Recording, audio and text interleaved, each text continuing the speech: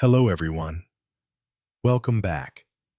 Have you ever heard of the soft drink war?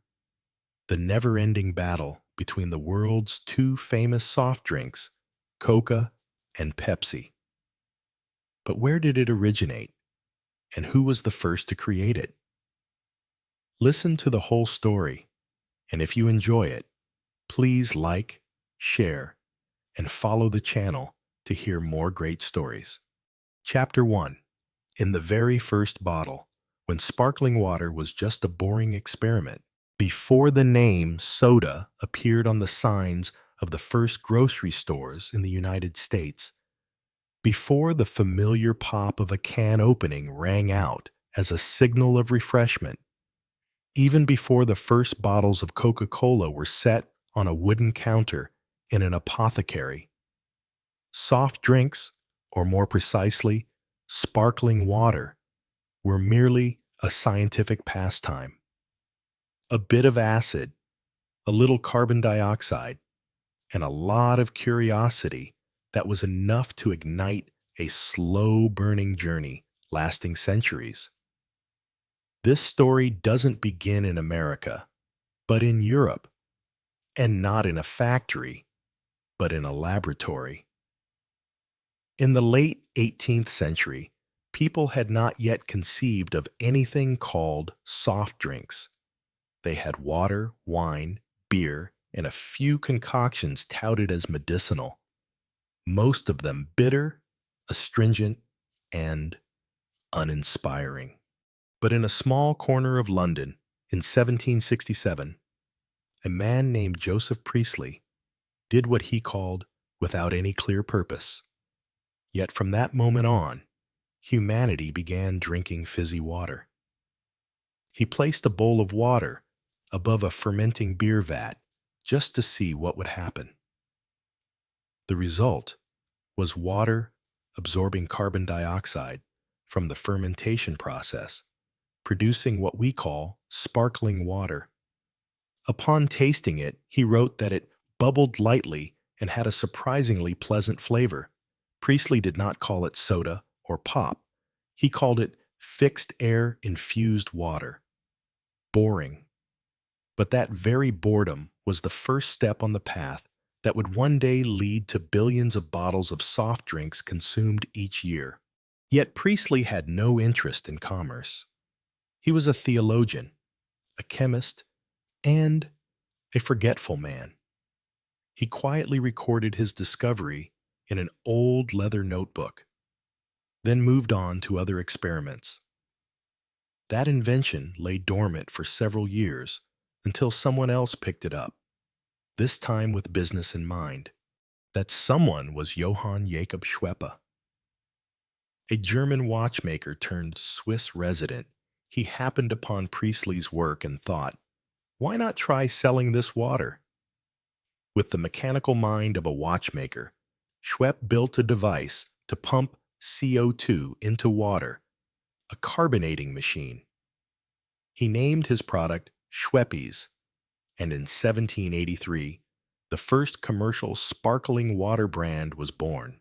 At first, Schweppe's was sold for medicinal purposes to aid digestion, cool the body, and support the bowels.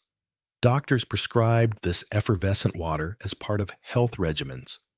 The bottle was classically shaped, with hand-applied labels, and had to be kept upright because the cork could pop. Each bottle looked like a shimmering prescription. Over time, however, people's tastes changed. By the early 19th century, apothecaries, where Schweppe's was sold, noticed customers were coming not just for medicine, but to enjoy that curious water.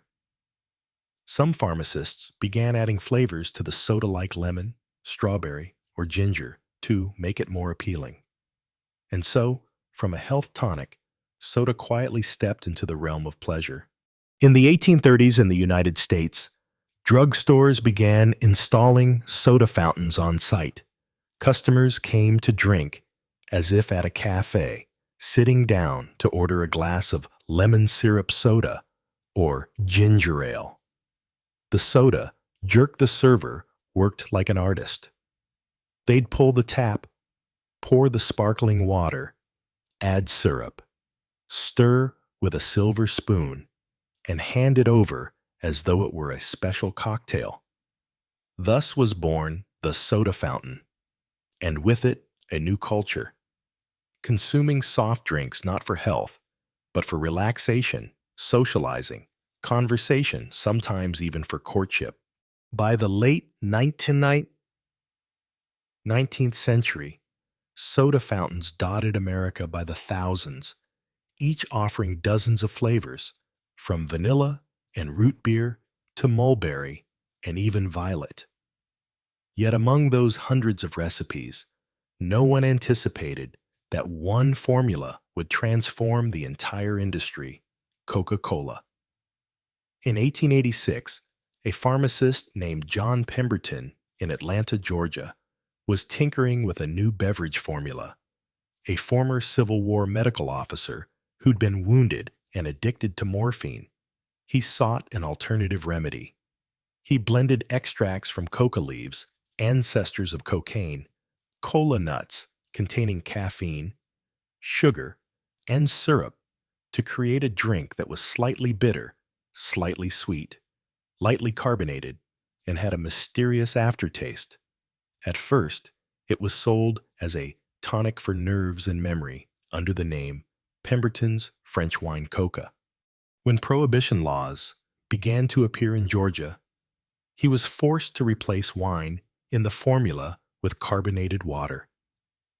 And one day in May 1886, at Jacob's Pharmacy in Atlanta, the first glass of Coca-Cola was sold for 5 cents. Pemberton did not live long enough to see his creation become an empire. He died a year later in poverty. But his formula developed further by successors. Frank Robinson and Asa Candler kept climbing. Coca-Cola was bottled, advertised, and spread to every small town across America. The slogan, "Delicious and refreshing," became part of millions of summer conversations. And whenever an empire rises, there is always a rival watching from the shadows. In North Carolina, in 1893, another chemist, Caleb Bradham, was mixing syrups, carbonated water, and flavorings. He named his new drink Brad's Drink, and just a few years later, renamed it with a snappier title, Pepsi Cola, intended to compete directly with Coca-Cola. But that is a long story, and we will return to it later.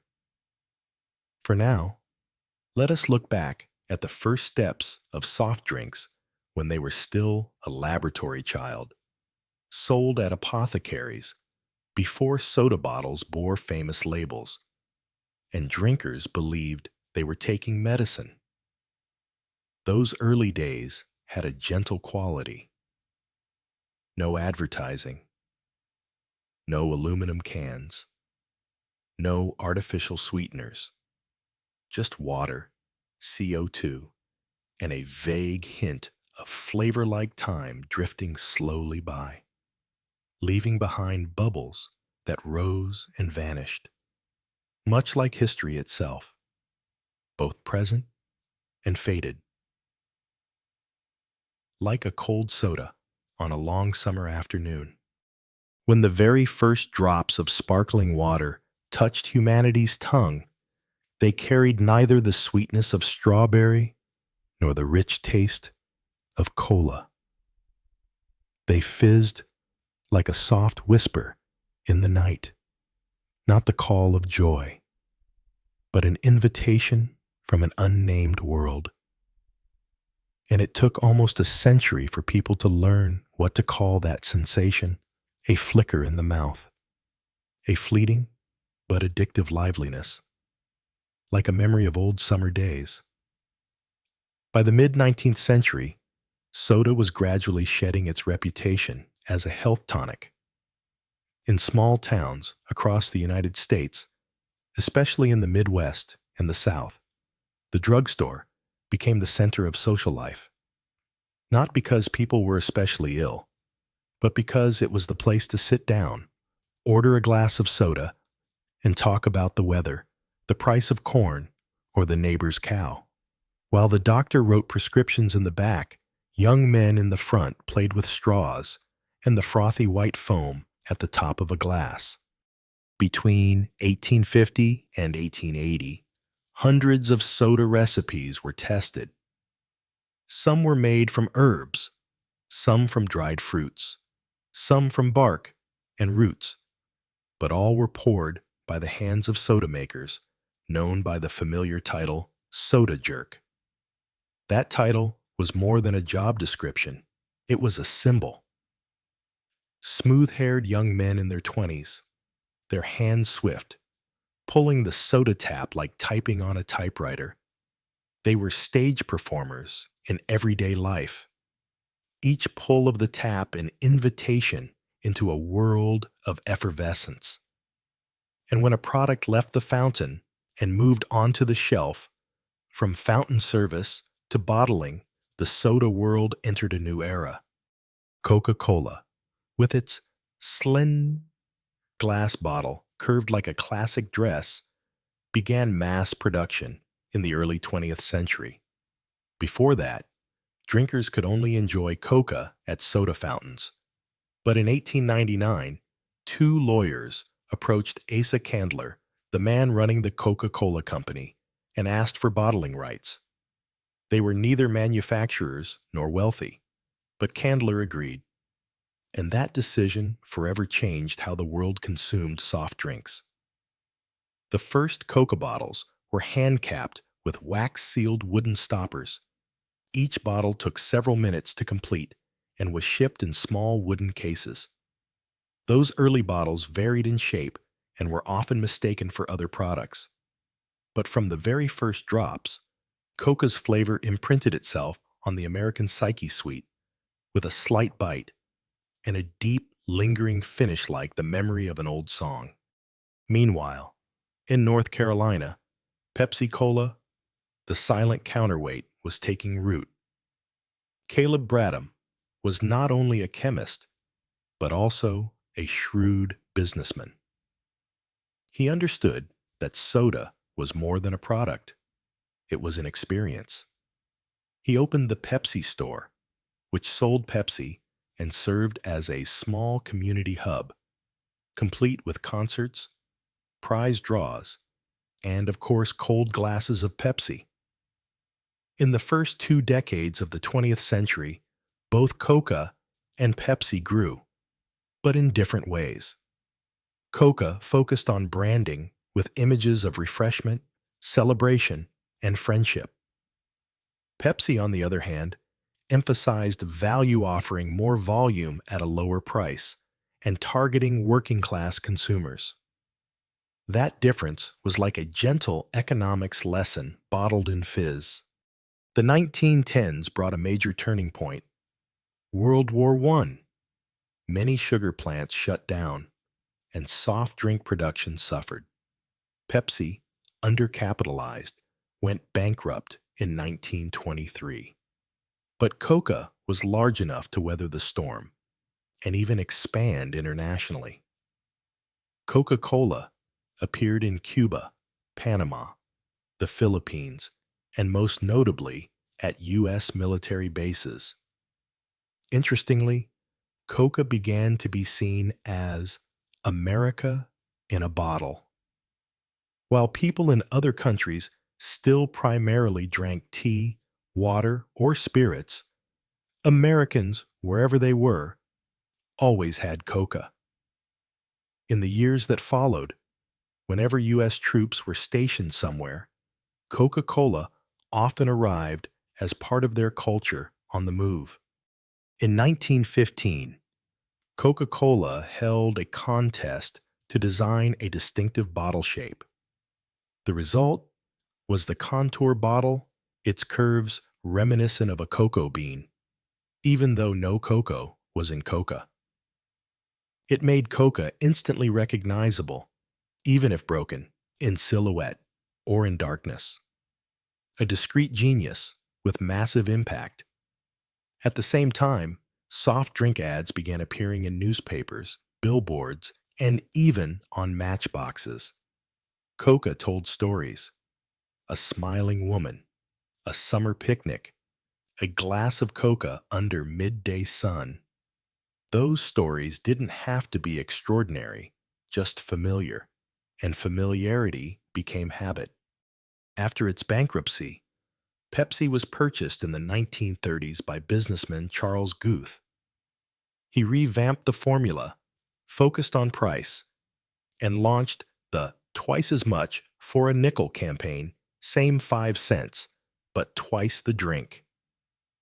That strategy hit home during the Great Depression, when every penny mattered. While Coca represented the American dream, Pepsi became the drink of realists, a form of market segmentation, and the start of the century-long rivalry between the two brands.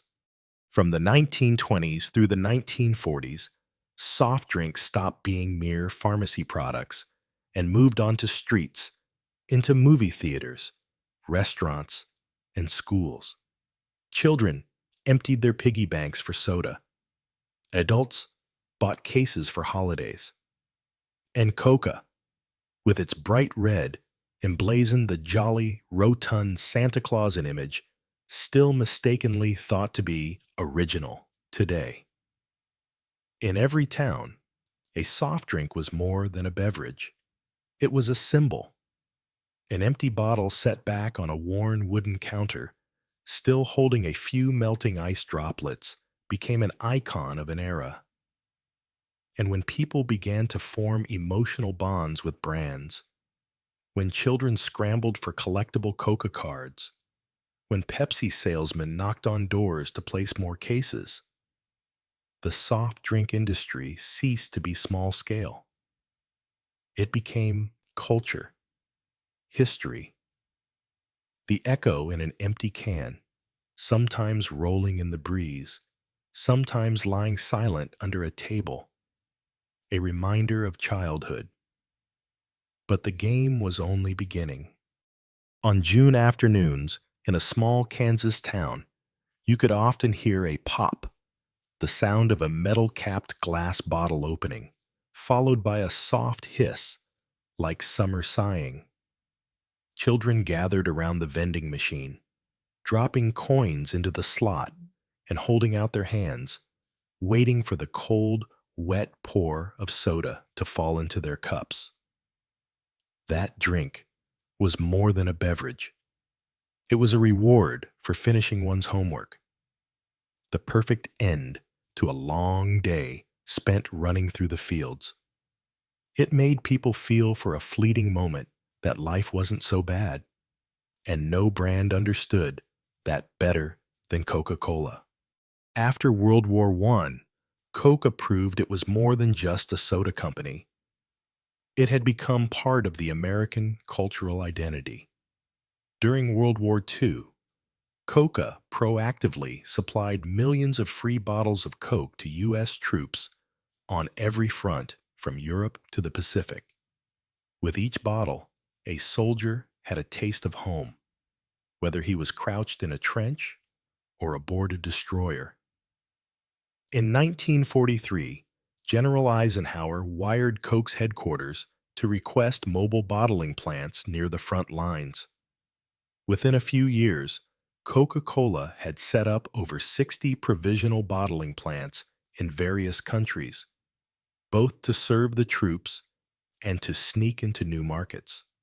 Nobody expected that an effervescent drink once begun as a health tonic would become a symbol of victory, hope, and spreading capitalism. After the war, Coke didn't dismantle those plants. They left them standing, expanding, replicating, and integrating with local businesses. When the French, Italians, and Japanese first tasted Coca-Cola, they were not merely enjoying a drink, they were touching a piece of American culture. Coke called this strategy global refreshment, refreshing the world. Meanwhile, back home, Pepsi, after its ups and downs, also began to find its own voice.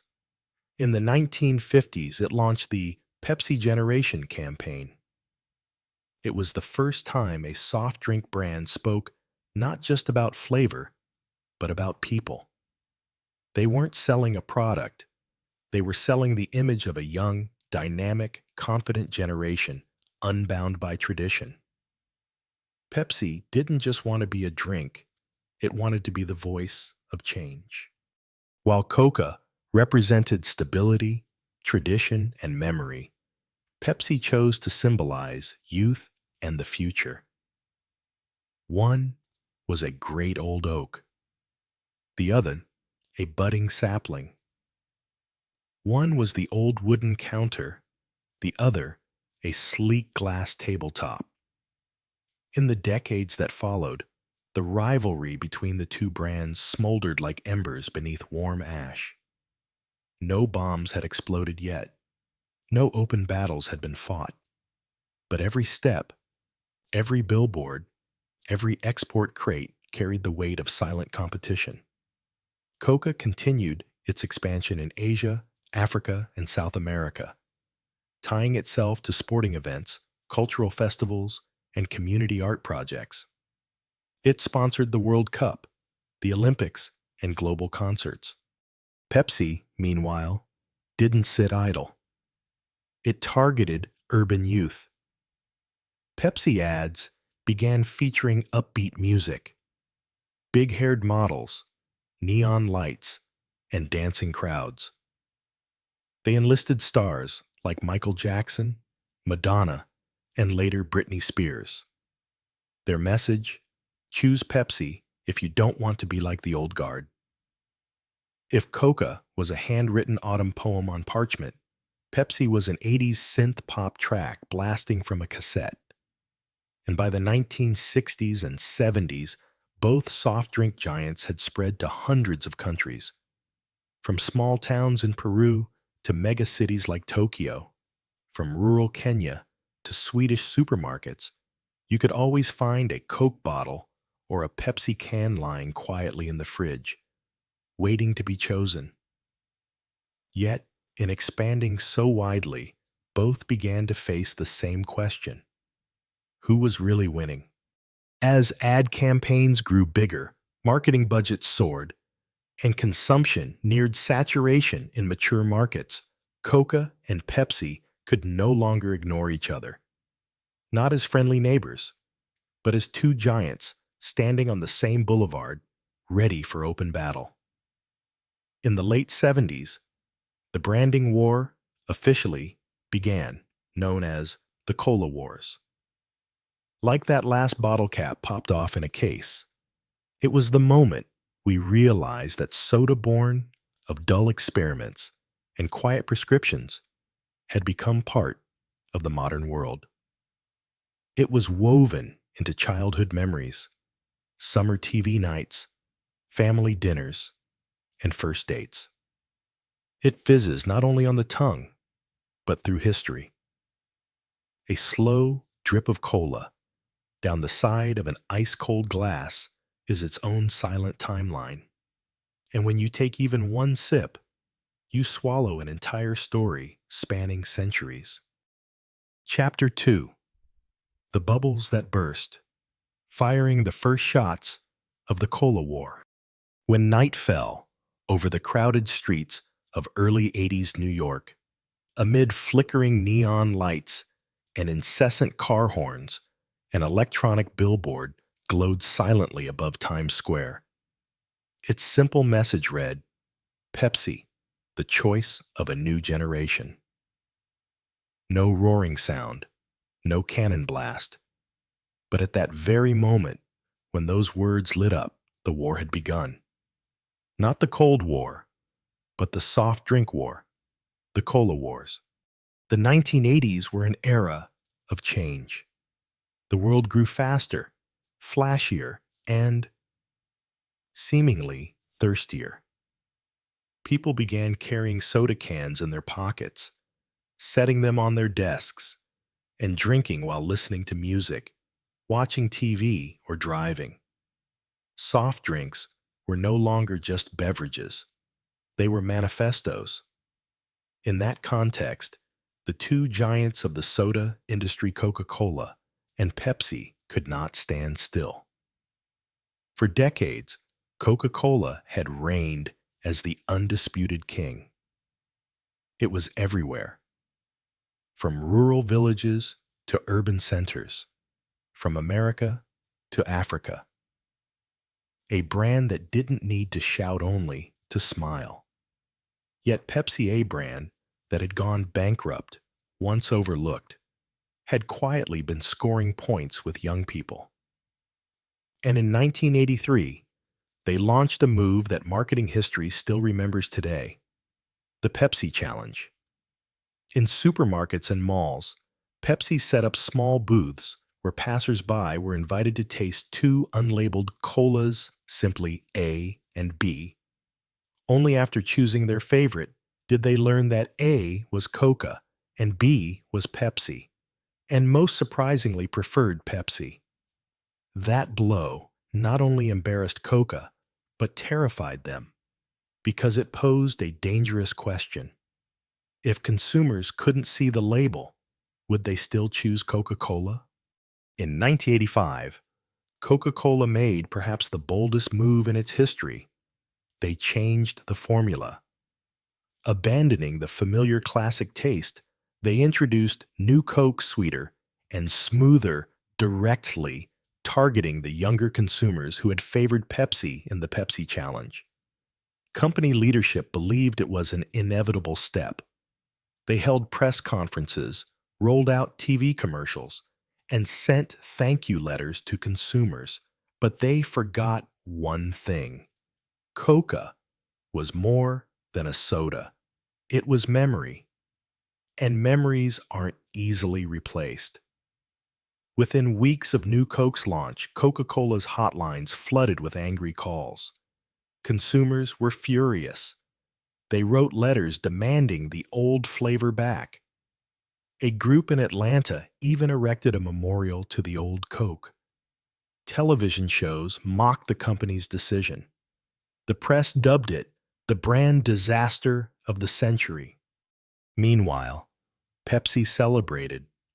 Roger Enrico, Pepsi's CEO at the time, wrote in an internal memo, "Today, Pepsi wins the century-long war." But Coca was not so easily defeated. Just 79 days later, they reinstated the original formula as Coca-Cola Classic. People cheered and wept with joy. That comeback was more than a product relaunch. It was a ritual of collective healing. Amazingly, instead of collapsing, Coca grew stronger after the misstep. The loss and restoration made consumers love the brand more than ever. Sales surged, and Coca once again held the throne. Yet the war continued, no longer over formula, but over image. Pepsi invested in young stars, signing global icon Michael Jackson. Pepsi ads exploded on TV with lights, dance, and music. The slogan, Pepsi Generation, echoed like a declaration of war. We are the future. Coca-Cola, meanwhile, went in the opposite direction, investing in emotion, family, and traditional values. They featured polar bears beside Coke bottles, Santa Claus dressed in red, and snowy Christmas scenes. They didn't match Pepsi's noise, but they didn't need to. Coca didn't want to be the new. They wanted to be the ever-present, comforting, enduring part of life. Like the checkered tablecloth in Grandma's kitchen. During this period, both brands launched massive advertising campaigns.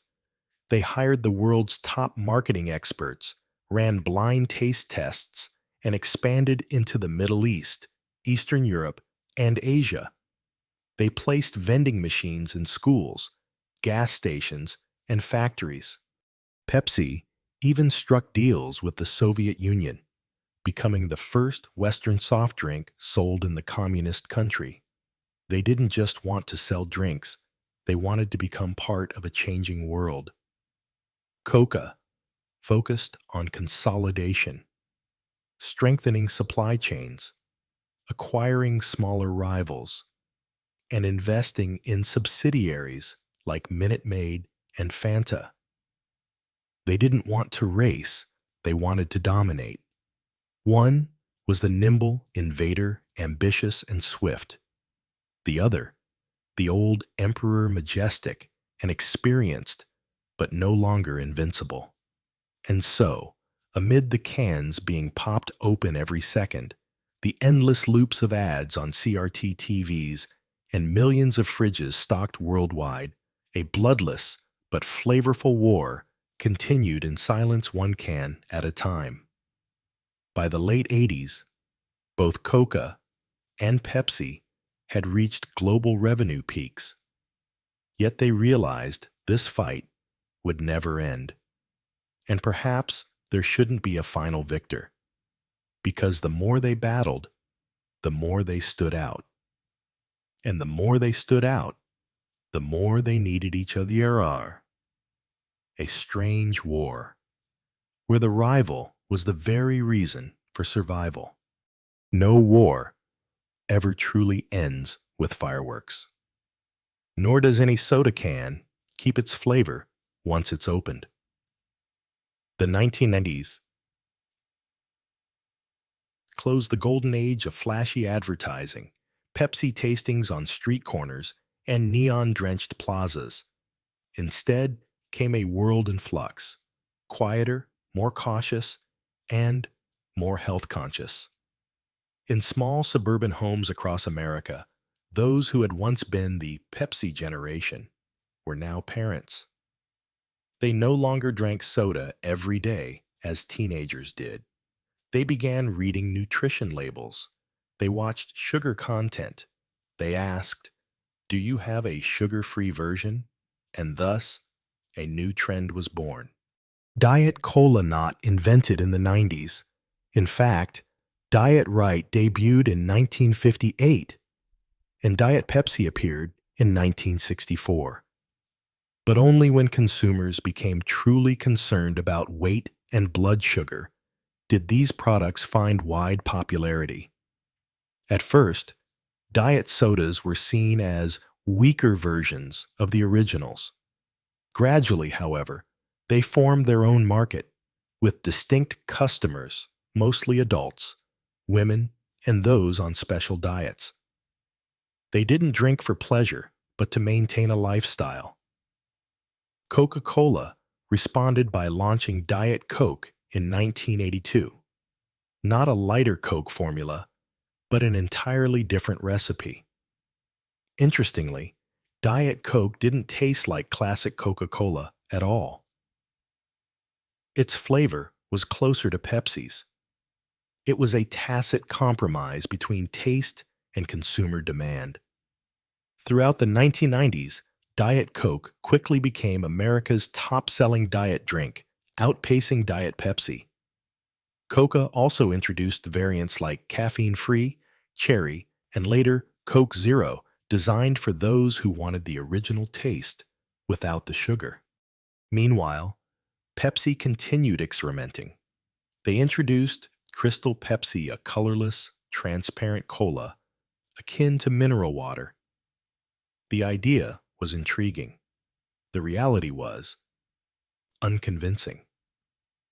Consumers didn't trust a cola without its characteristic brown hue. Crystal Pepsi was discontinued shortly thereafter, becoming a curious footnote in soda history. Yet that wasn't their only misstep. In efforts to refresh their image, Pepsi launched Pepsi Blue, Pepsi Twist, and countless other flavor variants from ginger and vanilla to cappuccino. Some succeeded, many were forgotten. This era saw both companies shift from direct advertising battles to behind-the-scenes laboratory tests, seeking new flavors, concepts, and packaging. The war had branched off. It was no longer who tastes better, but who understands the consumer more. At the same time, international markets assumed a pivotal role. In China, India, and Southeast Asia, where the middle class was booming, both Coca and Pepsi built plants, appointed brand ambassadors, and launched community campaigns. In Vietnam, the Philippines, and Thailand, people began to accept red Coca cans or blue Pepsi cans as part of modern life. Yet each region had its own character. Indians favored spicy beverages, so Pepsi developed a special masala-flavored soda. In China, where soda consumption was low, Coca rolled out bottled fruit juices and teas. In Japan, where small cans were preferred, packaging was redesigned to suit local tastes. And while Western nations debated artificial sweeteners, health impacts, and sugar taxes, many developing countries were only just gaining access to refrigerators. Growth on one side, criticism on the other. Both realities coexisted. By the late 90s, Coca-Cola still held the #1 spot in global revenue. But Pepsi began transforming itself differently into a diversified food and beverage conglomerate. They acquired Lay's, Gatorade, Tropicana, and Quaker Oats. No longer just a soft drink company, they became a convenience food and beverage company. Pepsi quietly entered snack aisles, sports drink shelves, and breakfast cereal bowls, a subtle yet profound strategy. Coca didn't stand still either. They expanded with Dasani, bottled water, Minute Maid, juices, Smart Water, premium water, even trialed bottled coffee, drinkable yogurt, and to kombucha tea. The question was no longer who's the cola king, but who controls global taste? And so, amid ever-lengthening supermarket aisles and hundreds of variants from Coca-Cola Vanilla to Pepsi, Max Lime consumers returned to an age-old question: do I really need to drink soda?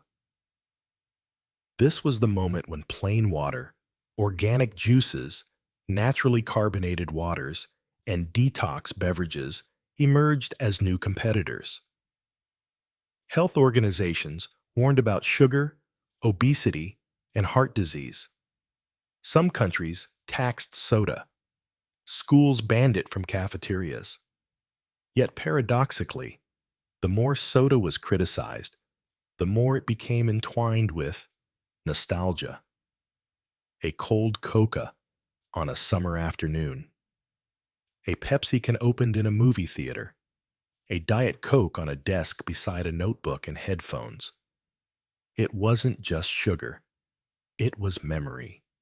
And so, no matter how many formulas were changed, how many flavors added, or how many designs updated, the sound people remember most is the can tab popping open. A tiny, personal psst, as gentle as time slipping through your mouth. In the crossroads of the 20th and 21st centuries, neither Coca nor Pepsi fought with swords or guns, but with stories. Who could tell the better story? Who could touch the consumer's heart more deeply? Who could make people see themselves, if only a little, in that can? It is a strange, war, bloodless, smokeless, yet lasting far longer than many real wars in human history. And that Surrey is far from over. One quiet afternoon in San Francisco, 2007. A young woman is photographing a Coca-Cola can with her sliding flip phone placed next to a glass filled with ice and a thin lemon slice. With no clear purpose, she simply finds the image, beautiful, cool, still. She posts it to a newly launched sharing platform, Instagram. Just one post. No one knew that. From that moment on, soft drinks, which had once symbolized tradition, old-fashioned soda shops, neon signs, were entering a new era, the era of being seen before being tasted. As the world stepped into the digital age, where every phone becomes a mirror of individuality, even a soda can, seemingly inanimate, began to speak for itself. Coca-Cola and Pepsi both realized that they were no longer just competing on taste, price, or number of vending machines, but on the stories displayed on screens. In the early 2010s, Pepsi revamped its strategy. They invested heavily in YouTube, Facebook, Instagram. They launched interactive campaigns like the Pepsi Refresh Project, allowing users to propose community ideas, call for votes, and receive Pepsi sponsorship if successful. No more one-way advertising, but two-way communication. Consumers were no longer merely customers, but co-creators of content. Meanwhile, Coca-Cola, seemingly the older, more conservative brand, pulled off a stunning breakthrough in 2014, the Share a Coke campaign. They printed people's names on Coke cans, real names, popular names, best friend names, ex-lover names, me names. Hundreds of millions of personalized cans were produced, each one a tiny piece of individual connection. People photographed cans bearing their names, posted them online, hunted for cans with a friend's name, paired up, told stories, reminisced, and shared. A simple campaign, but overflowing with emotion. No formula change, no new flavor. Just a name on the can, and the world felt a personal touch of memory. Amid the social media wave, another development unfolded. A diversification of what soft drink means. Generation Z no longer cared about Coke or Pepsi. They asked, is there a sugar-free version? Is it organic? Does it come in matcha flavor? Is there a zero everything option? And so, the trend of nothing soda, but everything exploded. Coca rolled out Coke Zero Sugar, a new diet version with taste closer to the original than Diet Coke, and positioned it for young people who wanted health without sacrificing flavor. They released limited edition seasonal versions, Peach Zero, Honey Lemon Zero, Ginger Zero. Pepsi responded with Pepsi Max, then Pepsi Zero Sugar, then flavor lines like mango, berry, and nitro, a nitrogen-infused soda that felt smooth and creamy like a latte. Not to mention, cans became thinner, lighter, more sleek, because consumers were not just drinking, they were taking selfies with their cans. The 21st century also brought another factor: concern for the planet. Soft drink companies, like all industries, were swept up by calls to reduce plastic waste, cut carbon emissions, and adopt sustainable production. Both Coca and Pepsi publicly pledged to recycle 100% of their packaging by 2030, use recycled plastics, and invest in community clean water projects. Of course, those pledges weren't always fully trusted, but the truth is, consumers themselves were beginning to police beverage brands. A single hashtag could rattle revenues. A TikTok video showing how to remove rust with Coke could make people stop drinking soda for 2 weeks. And then things would swing back, because people still love the old taste. The 2020s have marked a fragmentation of the market. No single flavor dominates anymore. Everyone has their own preference. Some remain loyal to classic Coke.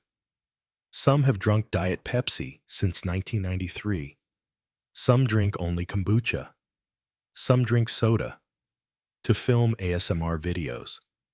But whatever you choose, the can in your hand still reminds you of a time and place. Maybe it's the first time your mother handed you an icy Coke can after you got good grades. Maybe it's a Pepsi over ice after a summer basketball game. Maybe it's a hurried Diet Coke before a college presentation. Flavors may change. Cans may get new labels. Colors may shift with each season. But that feeling, that very small, very personal, very fleeting sensation when the bubbles prickle your tongue, when you hear the soft psst of an opened can, remains the same. It's when you realize, for over 2 centuries, soft drinks have been more than just beverages. They are mirrors, reflecting how people live, consume, love, remember, and choose. And when you lift a can to your lips and take a sip, you may just be drinking an entire canned history. Chapter 3: Red and Blue. When a can speaks personality, there is one quiet fact we seldom notice. No one ever confuses Coca and Pepsi. Even if you place 2 cans on a table without looking at the labels, a quick glance at their colors, shapes, and overall feel tells you immediately. One is red, the other is blue. One is round, classic, substantial. The other is slender, dynamic, modern. One evokes an old cafe, wooden signs, Santa Claus, and wintry evenings. The other evokes neon lights, pop music stages, sneakers, and the row of fridges in a convenience store. No one taught us that. But we know, from very early on, Coca-Cola chose red as its signature color, not by chance. In the early 20th century, while other soft drink products looked almost identical, same deep brown liquid, same plain glass bottles, Coca began painting its export crates bright red so customs officials could tell them apart from liquor shipments. That red was initially a customs marker. Over time, however, that red became the brand's face. Red came to represent warmth, tradition, and emotion. When Coca advertised at Christmas, they didn't pick colors at random. Coca red matched Santa's suit. And because those ads became so famous, many came to believe that Santa wore red because of Coca, a visual myth that Coca itself once denied. Coca didn't just build a color, they built the emotion behind the color. By contrast, Pepsi didn't begin with blue. In its early days, Pepsi also used red, like Coca, and the 2 logos were once almost indistinguishable. But by mid-century, Pepsi began to differentiate its image, adopting navy blue and white as its main palette, while retaining a touch of red as a nod to history. Unlike Coca's emotional appeal, Pepsi built blue as a symbol of new thinking, modern choice, and forward vision. That blue is cooler, less sentimental, but full of energy. Pepsi doesn't want you to remember the past. They want you to think about tomorrow. The clever and perhaps most mysterious thing is how people assign themselves to the color of the can they choose. Coke lovers are often described as traditional, calm, and nostalgic. They choose Coca, like choosing an antique wooden table something that never goes out of style.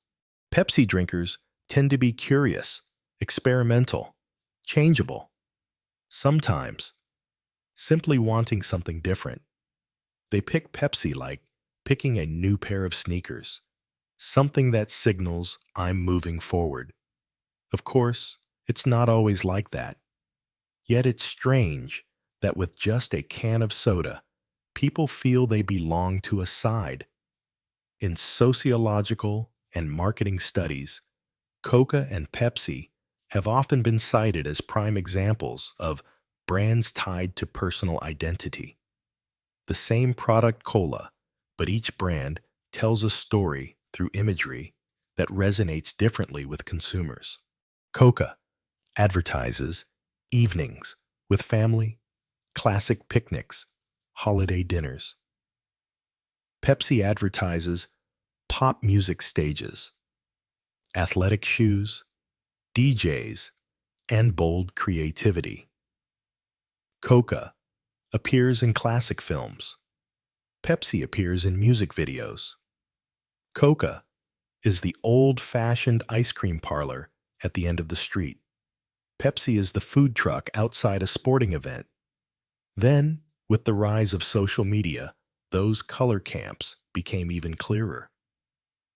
Some comment, Pepsi is for those not mature enough to understand Coca. Others respond, Coca is for those who don't dare try something new. A light-hearted debate, but deeply personal. Like Apple versus Android. Like the Beatles versus the Rolling Stones. Not just products, but lifestyles. Here, we can pause not to declare a winner, because perhaps winning has never been the point, but to feel that soft drinks, like all the small things in life, have become mirrors reflecting our deepest choices. One red can, one blue can. Which do you reach for? Perhaps without thought. Yet the very act of reaching tells a story you might not even realize you're telling. And that is the most fascinating part. In the world of soft drinks, everyone knows one thing. Coca and Pepsi are enemies. One side is red, the other is blue. One is nostalgic, the other is progressive. One tells its story with Santa Claus, polar bears, and memories. The other dances under stage lights, heralding a new generation. And so, consumers pick sides, stores compete, ads mock each other.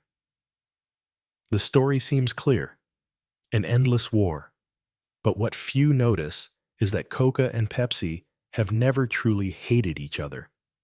Because beneath that rivalry, they both understand well, without the other, neither would exist as they do today.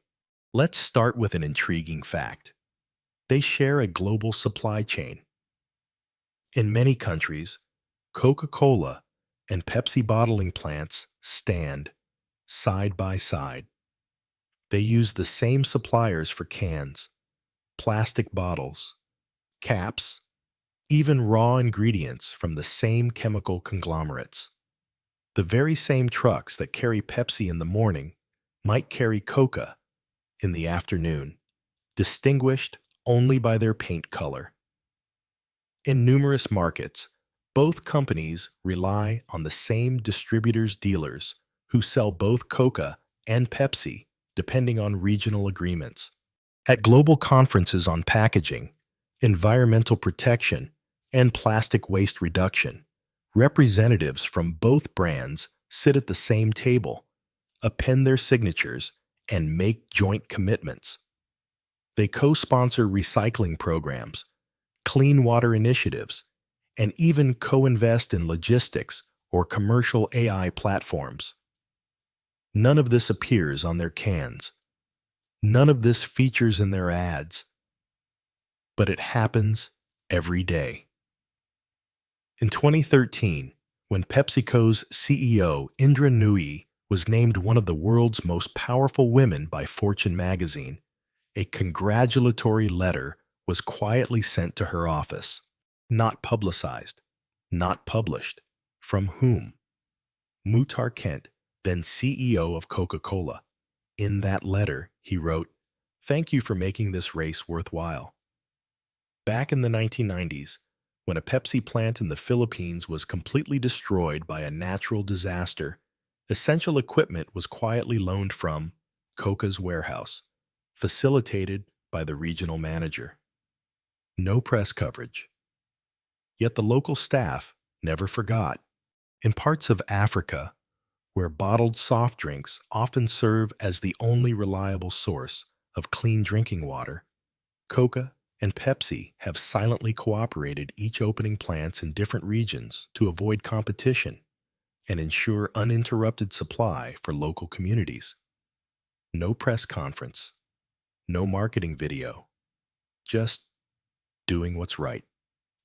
In 2020, as the pandemic swept the globe, both corporations faced emergencies, broken supply chains, falling sales, and at-risk employees. Internally, senior management teams at Coca and Pepsi, alumni of the same MBA programs, colleagues at industry conferences, sent messages of support to one another, not as rivals, but as veteran soldiers who once fought on opposing sides, now recognizing that some foes need not be vanquished but coexisted with. In truth, without Pepsi, Coca would not know how strong it truly is. Without Coca, Pepsi would not see how urgently it must innovate. Those two brands are like the poles of a magnet. They push apart, yet cannot separate. They drive each other to excel. They apply pressure to improve, to listen to consumers, to reflect. They are the reason soft drinks have become not merely fizzy beverages, but a part of culture, society, and global habit. In a rare interview, a Pepsi marketing director once said, "If Coca ever fell, I wouldn't celebrate, I'd worry, because without someone better than you to learn from, you're liable to fall asleep at the wheel." And in an internal Coca memo asking, "Do we want to beat Pepsi?" a regional director replied, "We don't want them to disappear. We only want them to stay great, so we have a reason to be better." Perhaps in popular culture, Coca and Pepsi symbolize confrontation. But in office corridors, in financial reports, and in global strategy maps, they are parallel companions. Like two trains on the same track, they never collide, yet cannot turn back. And so, you, the person holding that can, when you choose one over the other, are not joining a fierce battle. You are continuing a centuries-old dance where the two brands don't step on each other, but keep each other in step, in silence, in respect, in the understanding that without the other, neither would be itself. In the world of soft drinks, everyone knows one thing. Coca and Pepsi are enemies. One side is red, the other is blue. One is nostalgic, the other is progressive. One tells its story with Santa Claus, polar bears, and memories. The other dances under stage lights, cheering on the new generation. And so consumers pick sides, stores compete, ads mock one another. The story seems clear, an endless war. But what few notice is that Coca and Pepsi have never truly hated each other. Because beneath that rivalry, they both understand. Without the other, neither would exist as they do today. Let's start with an intriguing fact. They share the same global supply chain. In many countries, Coca-Cola and Pepsi bottling plants stand side by side. They use the same suppliers for cans, plastic bottles, caps, even raw ingredients from the same chemical conglomerates. The very same trucks that deliver Pepsi in the morning might carry Coca in the afternoon, distinguished only by their paint color. In numerous markets, both companies rely on the same distributors, dealers who sell both Coca and Pepsi, based on local agreements.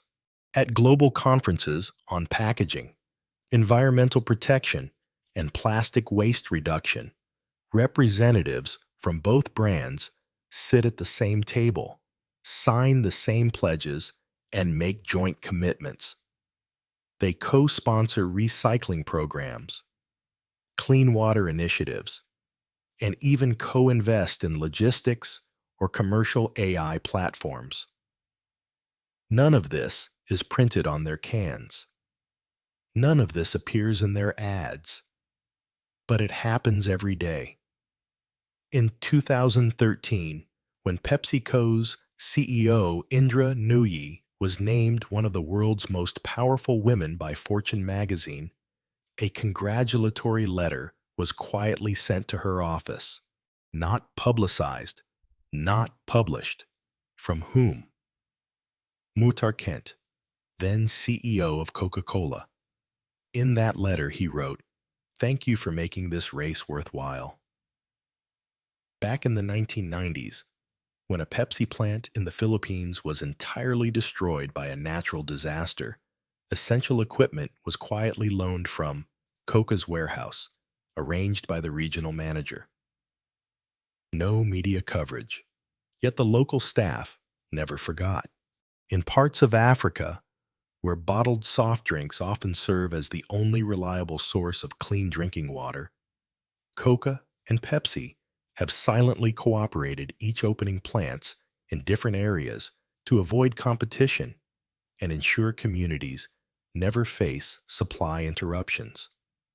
No press conferences, no marketing videos, just doing what's right. In 2020, when the pandemic swept the globe, both corporations entered emergency mode. Broken supply chains, plunging sales, and staff at risk of layoffs. Internally, senior management teams at Coca and Pepsi alumni of the same MBA programs, colleagues at industry conferences sent each other messages of support, not as rivals, but as veteran soldiers who once fought on opposite sides, now acknowledging that some enemies need not be destroyed but coexisted with. The truth is, without Pepsi, Coca wouldn't know how strong it truly is. Without Coca, Pepsi wouldn't realize how urgently it must innovate. Those two brands are like the poles of a magnet. They repel each other, yet cannot separate. They push each other to excel. They impose the pressure to improve, to listen to consumers, to reflect. They are the reason soft drinks have become not merely fizzy beverages, but a part of culture, society, and global habit. In a rare interview, a Pepsi marketing director once said, "If Coca ever fell, I wouldn't celebrate, I'd worry, because without someone better than you to learn from, you risk falling asleep at the wheel." And in an internal Coca memo asking, "Do we want to beat Pepsi?" A regional director replied, "We don't want them to disappear. We only want them to stay strong, so we have a reason to be better." Perhaps, in popular culture, Coca and Pepsi symbolize confrontation. But in office corridors, in financial reports, in global strategy maps, they are parallel partners. Like two trains on the same track, they never collide, yet cannot turn back. And so, you, the person holding that can, when you choose one side, you're not joining a fierce battle. You're continuing a centuries-long dance where the two brands don't step on each other, but keep each other in step, in silence, in respect, in the understanding that without the other, neither would be itself. Chapter 4. When Bubbles Know How to Stretch, Coca and Pepsi in Economic Storms. In 2008, the world was shaken by the greatest financial crisis since the 1930s. From Wall Street to the smallest rural bank, electronic tickers flashed red, bank alarms blared, and people rushed to withdraw cash from their safes. In that context, fast-moving consumer goods, including soft drinks, were hit hard. Buyers began to scrutinize every expense, tighten household budgets, and prioritize essentials. For Coca-Cola and PepsiCo, this storm struck at their core. Falling sales, plunging stock prices, and even emerging markets, long a bright spot for growth, slowing down. Chief financial officers convened urgent meetings. Costs must be cut, supply chains optimized, and local pricing adjusted in each country. But the two brands did not choose to hunker down and retreat. They learned from history. Soda has high elasticity, meaning that even when family budgets are tight, people will still set aside a small amount for a single can of refreshment, a dose of instant relief. Faced with recession, both Coca and Pepsi expanded lower price offerings. 250 ml cans, 300 ml mini bottles, 2 for $1 promotional packs. They didn't abandon the premium segment, but focused on retaining everyday consumers. In U.S. supermarkets, soda shelves were placed right at the entrance to trigger impulse buys. In Europe, buy a can, get a recycled plastic bottle campaigns encouraged purchases while spreading a green message. In Asia, Pepsi and Coca partnered with 7-Eleven and Family Mart chains to sell low-cost combo packs, leveraging the small retail network. It wasn't just pricing product portfolios shifted too. PepsiCo pushed Lipton, iced tea, Gatorade, and even Snack Factory crisps so that if consumers cut back on soda, they might still buy iced tea, sports drinks, or snacks. Coca-Cola Company likewise diversified, investing heavily in Costa coffee, innocent smoothies, and honest tea. They realized if people ditch soda, they might switch to coffee, smoothies, or tea, but still under the Coca umbrella. This swift response helped both companies weather the downturn relatively unscathed. In their 2009 annual report, Coca-Cola announced only a slight revenue decline from the previous year, but improved profit margins thanks to cost optimization. PepsiCo even posted growth, driven by its convenient foods and sports drink segments. But just as that wave subsided, another rose, shifting consumer behaviors. As health consciousness rose, people began giving up sugar-sweetened sodas, observing No Soda Day, and embracing the clean label movement, transparent ingredients, natural and organic products. Pepsi and Coca reacted in two ways. One returning to roots, reaffirming the classic sweet formula of yesteryear. The other looking to the future, directing research toward low-sugar options, natural sweeteners, and even water enhancers, small concentrated bottles meant to flavor sparkling water. Coke, zero sugar, and Pepsi. Zero sugar became emblematic. Alongside them, both giants launched sub-brands like Coca's Topo Chico Hard Seltzer and Pepsi's bubbly sparkling water. The hard seltzer boom demonstrated soda could separate itself not only from sugar, but from alcohol content as well. Meanwhile, nimble startups emerged with unique ideas. Naturally fermented sodas, lightly fermented fruit beverages, American-style kombucha, low-sugar tropical fruit waters, or local herb infusions with carbonation.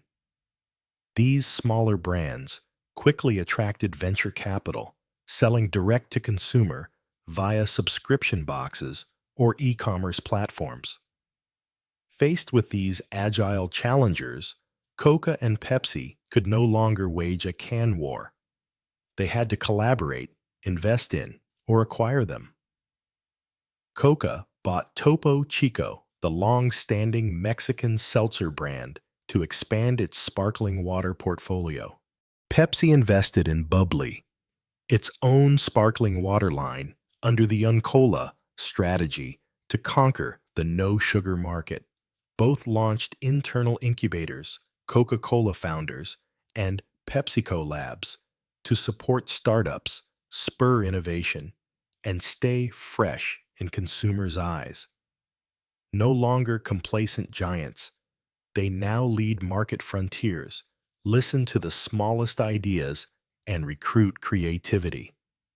At the same time, the climate and environmental crisis drove deeper restructuring. Coca pledged 100% recyclable packaging and introduced the plant bottle made with 30% plant-based plastic. Pepsi launched the Beyond the Bottle project, researching biodegradable packaging. These technology investments weren't just costs, they were brand insurance against ever stricter public scrutiny. Meanwhile, consumers, especially Gen Z and millennials, gradually shifted to something entirely different. Plant milks, cold-pressed juices, coconut water, and pure mineral waters. Soda became what you drink when the market is saturated, and the question for Coca and Pepsi became how to make soda not just a memory, but part of the present. While Coca and Pepsi kept tweaking formulas, expanding portfolios, and soothing their markets, on the margins, a class of latecomers quietly grew. They had no two-century history, no multi-billion-dollar marketing budgets, but they had ideas. In a small kitchen in Portland, Oregon, two recent food science graduates, also fans of fermented drinks, popped open a homemade kombucha and exclaimed, "Why don't we make a kombucha cola?" They added kombucha starter culture to an herbal cola base, creating a beverage both effervescent and gently tart with a hint of cola. They named it Cola.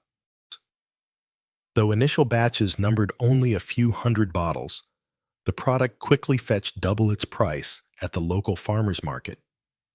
Curious customers sipped the fermented cola, a blend of nostalgia and novelty. At the same time in Tokyo, an industrial design team invented instant noodle soda. They separated the seasoning packet from instant ramen, combined it with sparkling water, a dash of gak oil, and dried herb slices. Their motto, what better cure for homesickness than the scent of hot noodles? Market testing in Japan yielded tiny cans sold alongside separate noodle packets. This odd hot and cold combo became a hit at hipster cafes. And in Lagos, Nigeria, a startup called Pepper Fizz deftly blended Scotch bonnet peppers, fresh ginger, and coconut sugar to create a spicy soda perfect for rainy days and for those craving a flavor as bold as life. This line sold well in offices, where people would dare each other, "Can you finish the whole bottle?" Each of these ventures began with a simple question, "Why not?" and ended with a brightly colored can on store shelves. They didn't replace Coca or Pepsi, but awakened a new reflex. Soda isn't just cola. Looking deeper, these startups share one trait: fusion. They're unafraid to collaborate across seemingly unrelated fields: coffee and soda, fermented tea and cola, noodles and refreshments. They turn every can into an experimental work, inviting customers to vote on the next flavor, even letting internet users remix recipes on online platforms. And here's the twist: Coca and Pepsi began to follow suit. Pepsi launched Pepsi Make Your Flavor, allowing website users to blend syrups and order custom cans. Coca tested Coke Mix vending machines with 5 syrups and 3 carbonation levels, yielding hundreds of possible recipes. Each self-mix can is an admission. Personalization is the future. Concurrently, new distribution platforms exploded subscription boxes where consumers receive 12 different flavors each month. Every parcel becomes a flavor journey. These curated collections mix giants and startups alike, creating unique blends where classic Coke vies with fermented cola. These platforms collect data which cans fly off shelves, which get returned, which earn 5-star reviews. That once invisible data now guides the entire industry. Coca and Pepsi quietly acquire promising platforms so they never miss an insight. What about the future? As AI and biotech advance, one day we may print a can at home on an automated brewer, simply selecting a profile: bold cola, low sugar, vanilla hint, or fiery ginger, low fizz, pepper kick. CRISPR technology could yield microbes that ferment naturally without added sugar, producing the purest zero-calorie soda ever. Packaging might become fertilizer after a year of use, and 3D printed cans could morph to fit the contours of your hand. Yet, nostalgia ensures traditional cola retains its place. A classic Coca can will still carry meaning, not for its taste, but for memory. Meanwhile, instant noodle soda, cola, and pepper fizz will awaken the desire for innovation. Ultimately, no matter how complex the soda landscape becomes through economic crises, shifting behaviors, environmental demands, or technology, 2 things remain constant: the pop of the Tab A, tiny, magical moment, yet unforgettable, and thirst, the most primal sensation when you need a sparkling sip to feel alive.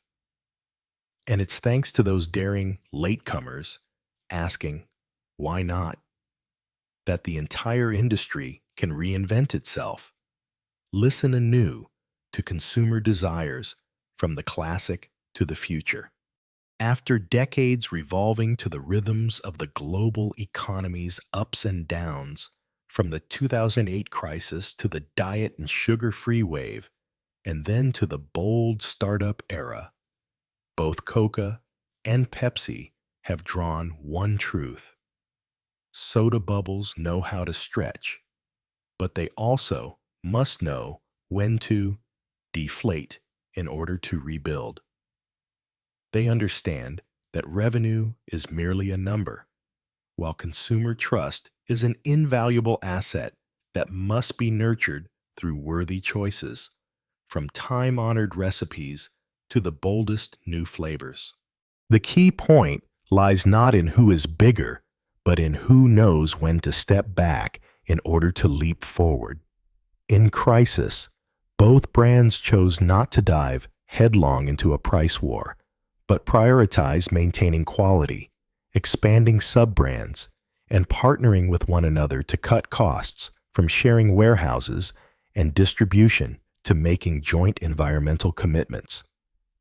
They learned from each other how to optimize supply chains, share consumer data platforms, and participate together in global recycling initiatives. Then, when the market shifted, when consumers needed not only to drink but to experience, these giants demonstrated remarkable transformative power. From allowing customers to design their own flavors on online platforms, to collaborating with innovative startups to launch sparkling waters that are sugar-free, caffeine-free, and even blended with natural fermentation, both Coca and Pepsi actively expanded the borders of traditional soda. They used Industry 4.0 technologies to gain deeper consumer insights, from AI-driven flavor suggestions to blockchain provenance tracking. Yet never forgot that no matter how premium a can may be, its true success lies in awakening a memory, a moment of happiness, a soft psst of surprise and delight. It becomes clear that soft drinks, whether they began as a chemical experiment or simply a fizzy tonic, have ultimately become a multi-dimensional mirror reflecting economics, society, technology, and individual emotions. The greatest lesson lies not in sweetness or bitterness, but in relentless adaptability, in the harmonious fusion of tradition and innovation, and in how a humble product like a soda can hold countless human stories. And as you close chapter 4, imagine a soda can floating in space, containing not only CO2, but also the breath of 2 centuries of market revolutions and of bubbles striving toward the future. Chapter 5. When sweetness comes at a price, the journey from sugar cubes to tax measures.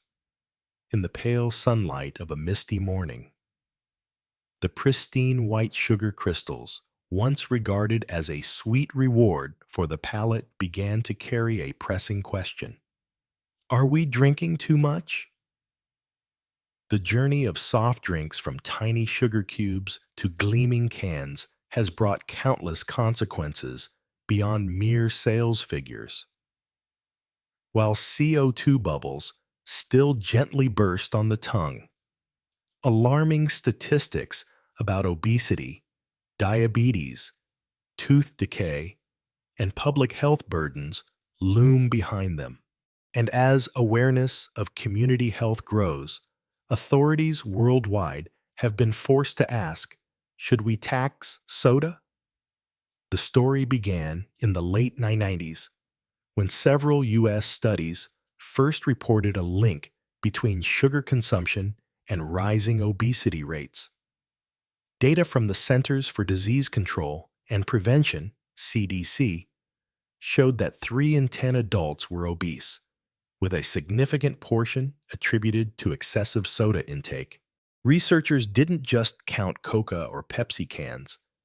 They analyzed the number of daily pssts, measured the 8 to 10 teaspoons of sugar in each 330 milliliter can, and compared that to the traditionally lower sugar diets of the past. When these dry numbers were translated into images of growing insulin supplies on pharmacy shelves, a gentle but persistent wave of opposition began to spread. In June 2010, Berkeley, California, became the first city in the world to impose a soda tax, 1 cent per ounce of sugar in a soft drink. The move sparked immediate controversy. The beverage industry poured millions into campaigns to repeal the tax, citing job losses and higher consumer costs. But at the heart of the community, thousands of residents supported it for one clear reason. We're not banning soda. We just want people to think twice before buying. Suddenly, across America, soda cans cost an extra 10 cents per ounce of sugar, raising prices from about 0.33 for a 330 milliliter can to 0.50 or more, depending on location. here marked a small but pivotal milestone. Society began openly calculating the nutritional value versus the economic cost of each fizzy drink. Not long after, other cities like Philadelphia, Boulder, and Oakland followed suit. Each imposed its own tax rate, but with the same goal: reduce excessive daily sugar intake. The soda industry responded with rapid innovations, launching lower sugar, sugar-free, and naturally flavored products, investing in marketing that emphasized refreshment and clear reduction in sweetness. Coca-Cola pushed Diet Coke and Coke Zero. Pepsi introduced Pepsi Max and Pepsi Zero Sugar. Both also subtly reduced can and bottle sizes to give the impression of less sugar, but just as satisfying. In the UK, in 2018, the government introduced the soft drinks industry levy with two tiers: 18 pence per litre for drinks containing 5 dl of sugar per 100 ml, and 24 pence per litre for those above 8 gl. Manufacturers immediately reformulated their products. Coca-Cola UK cut 15% of the sugar in its Coke, and PepsiCo UK reduced sugar by nearly 30%. Londoners' soda cans suddenly tasted milder, making the change hard to detect. But behind each can lay a chain of sensory research, formula adjustments, and hundreds of blind taste tests to balance sweet, tangy, and just right flavors. Across Europe, France, Spain, Belgium, and in Mexico and other Latin American countries, similar taxes quickly followed. Mexico even levied 1 peso per liter of soda, raising the price of a 600 milliliter bottle by about 10%. A survey after 12 months showed soda consumption fell by 7.6%, and sugary beverage intake dropped by 5.1%. This prompted other nations to consider similar measures, some adopting a wait-and-see stance, others aggressively raising taxes, even calling for a unified sugar tax across all beverages. The soft drink industry did not stand still. It sought to sweeten using widespread zero-calorie sweeteners like sucralose, aspartame, stevia, and monk fruit, continuously launching new all-natural lines. Yet consumers, growing more mindful, began to question, what about aspartame? Is sucralose safe? Conflicting scientific reports circulated, forcing both governments and corporations to pursue more transparent communications. Nutrition labels on cans were enlarged, clean ingredient campaigns intensified, and some countries considered mandatory health warnings if sugar or sweetener levels exceeded thresholds. Meanwhile, the no-sugar movement spread, from personal diet blogs to 30-day no-soda challenges on social media.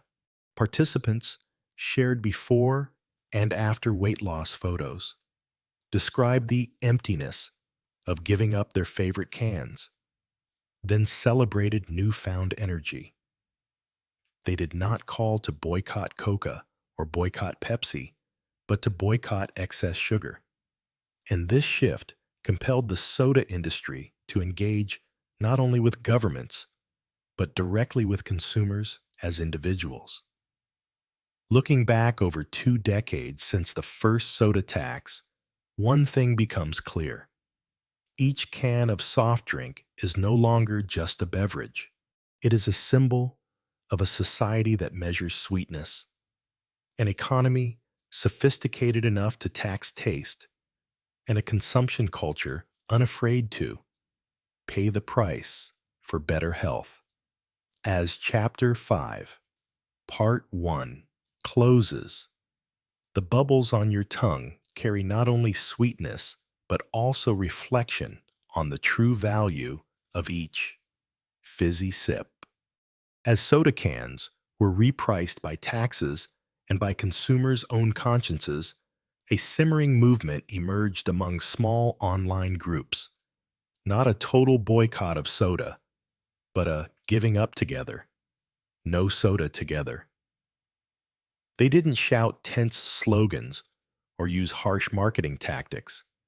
They simply shared photos of shrinking stacks of empty cans, then growing piles again when they returned to soda, as a public journal of their daily self-version. In the first Facebook group founded in 2012 in Melbourne, Australia, one woman wrote, "Today is day 5 without soda. I woke up feeling lighter on my feet and less winded climbing stairs. I wasn't seeking a moment of happiness, just wanting to breathe easily after 30 seconds." Her story gave hundreds the courage to try. Participants in No Soda Together didn't just keep diaries, they waged spiritual battles together. They set 7, 14, and 30-day challenges, and some groups even aimed for 365 days no soda, complete with live-streamed songs and pep talks. Some shared mocktail recipes using fresh fruit and herbs instead of soda. Others confessed how badly they craved that fizz, but resolutely walked past the corner store. A few members admitted, "On day 10, I missed the psst of a pop top, but that's the sound of habit, not thirst." This community made no distinction between Coca, Pepsi, or any cola brand. They agreed on one thing: carbonated soft drinks are the most addictive. They created their own vocabulary: cold turkey, quit immediately; weaning off, gradual reduction; cheat day, permitted sip. Whenever someone just needs one sip, the group shared old memories and helped each other switch to another beverage. In many groups, admins even teamed up with nutritionists, dentists, and mental health coaches for live stream Q&A sessions, offering tips on balancing flavors and sharing high-fiber smoothie recipes to replace soda. Gradually, No Soda Together spread on Instagram and TikTok under the hashtags No Soda Together and Sip Smart. Participants weren't A-list celebrities, but smaller influencers, fitness experts, food bloggers, even parents lamenting their kids' weight gain. Short videos showed them shaking protein powder shakers, then smiling as they took their first sip, more genuine than any ad. One viral clip showed a woman overjoyed to discover fewer cavities after 3 months off soda. Her radiant smile at the end drew millions of views, not because of slick production, but because of the power of real experience. In many places, No Soda Together groups also held offline meetups, morning coffee gatherings where everyone brought their own bottles, brewing green tea, matcha lattes, cold brew, or kombucha. In that space, there were no plastic cans, no pop-top sounds, only lively conversations about day 1 without soda, or how odd it feels to swap carbonation for fermented tea foam. These meetups also collected donations for diabetes and childhood obesity prevention funds, quiet but meaningful charity work. In a 2019 sociological study in the UK, researchers found that members of No Soda Together groups were 60% more likely to maintain their soda-free habit than those who quit alone. They concluded that companionship and community are the key factors helping people overcome cravings. Not taxes or warning labels, but simply togetherness. The force that makes each soda can seem invisible, something you can set aside and continue living well. The final landmark of this chapter is not revenue figures or declining consumption rates, but the image of a soda can standing silently beside a recycled water bottle, an understated partnership between regulation and culture. Once soda taxes and the No Soda Together movement have touched daily habits, people no longer look solely at price or flavor. Instead, each can is weighed as a choice between the short term and the long haul, between a momentary thrill and a journey toward health. From a policy perspective, taxing soda and encouraging sugar reduction have driven corporations to greater transparency, to develop lower sugar product lines, and even to research natural fermentation for a true clean label option. Socially, the solidarity of the No Soda Together community proves that regulation alone is not enough. Lasting new habits require connection, shared experience, and the feeling of not being alone. So, the combination of these two forces, government and consumers, shows that changing eating and drinking habits is not about imposing a battle, but about building awareness together. And from those lower sugar soda cans, the online sharing sessions, and the glass bottle filled offline meetups, we draw this lesson. The soft drink market may be flexible, but consumer culture is what shapes it. When society demands that sweetness be paid for, the soda can must reinvent itself, rising above its status as a simple refreshment to become a symbol of individual and collective responsibility. On an early morning street, still wet with dew, when a recycled water bottle sits beside an empty soda can, it whispers a gentle reminder. Thirst is not just a sensation, but a conscious choice. And when you hear that final psst echo in your memory, you'll know that the story of soft drinks has never been only about taste. It's about how we treat ourselves and the world around us. Chapter 6: When Cans Learn to Disappear, Sustainable Ideas and a Zero-Waste Future. As the dawn of the 2020s filtered through the rubber trees, the soft drink industry no longer focused solely on sweetness and fizz, but began to ask itself, can we turn a soda can into a mineral? This seemingly mad question sparked a quiet revolution as scientists, materials engineers, and ambitious startups joined forces to prototype fully biodegradable, even edible packaging.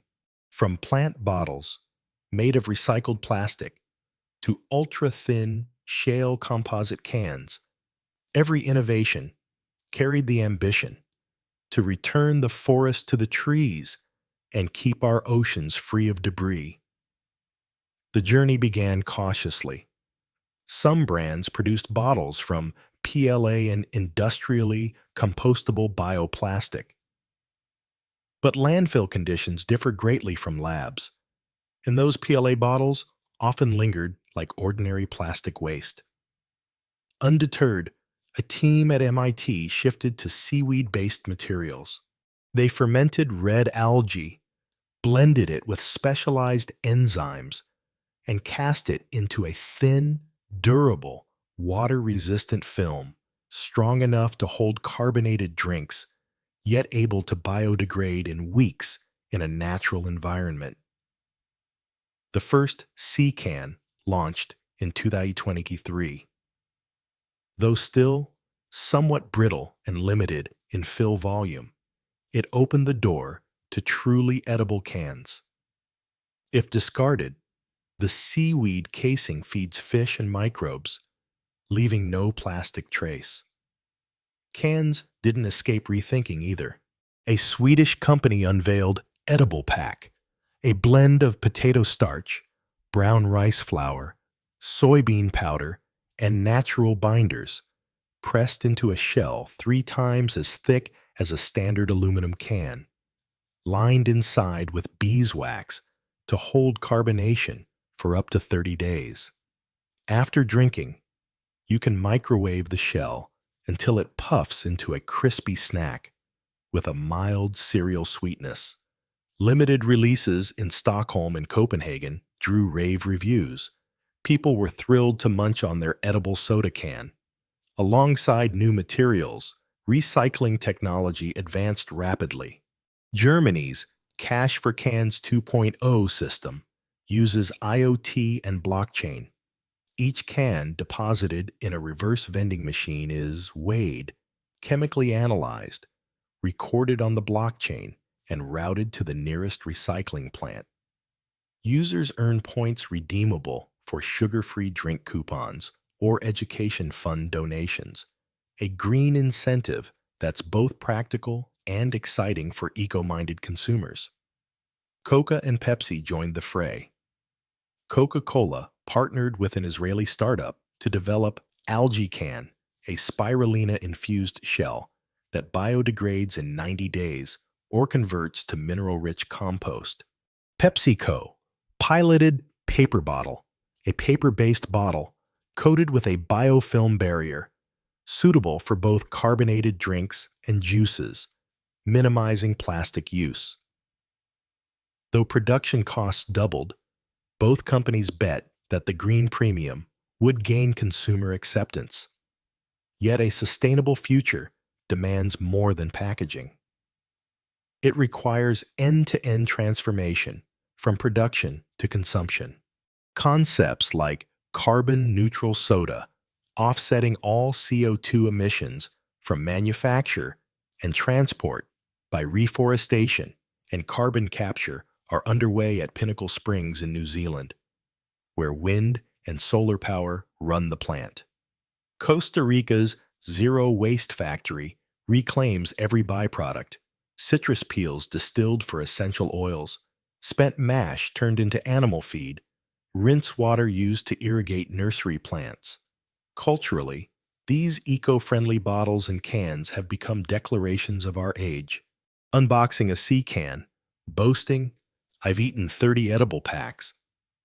Live streaming fundraising for aluminum can collection. All create a new eco-lexicon, where drinking soda isn't just quenching thirst, but affirming, "I'm part of the solution." In this way, when the industry asks, "What if cans could vanish?" it's not science fiction.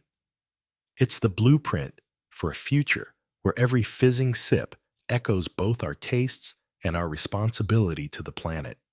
In this vision of soda's future, every sip is not just about flavor, but a precious drop of Earth's water. As packaging learns to self-destruct, the water that goes into soda must be treated as a treasure. In a drought-prone region of Europe, Coca-Cola partnered with waterkeepers on A Drop for Tomorrow, harvesting rainwater, filtering it through floating wetlands, and using microbial bioreactors, committing never to draw more groundwater than nature can replenish. Meanwhile, in Sao Paulo State, PepsiCo and local authorities built reservoirs brimming with seaweed and duckweed, both purifying intake water and providing livelihoods for lakeside communities through integrated fish farming, turning water for soda into water for fish and water for crops. Beyond filtration, they're giving water back. In fire-scarred California, both companies have teamed with NGOs to plant catchment forests that store rainwater, shade the soil, and boost natural aquifer recharge.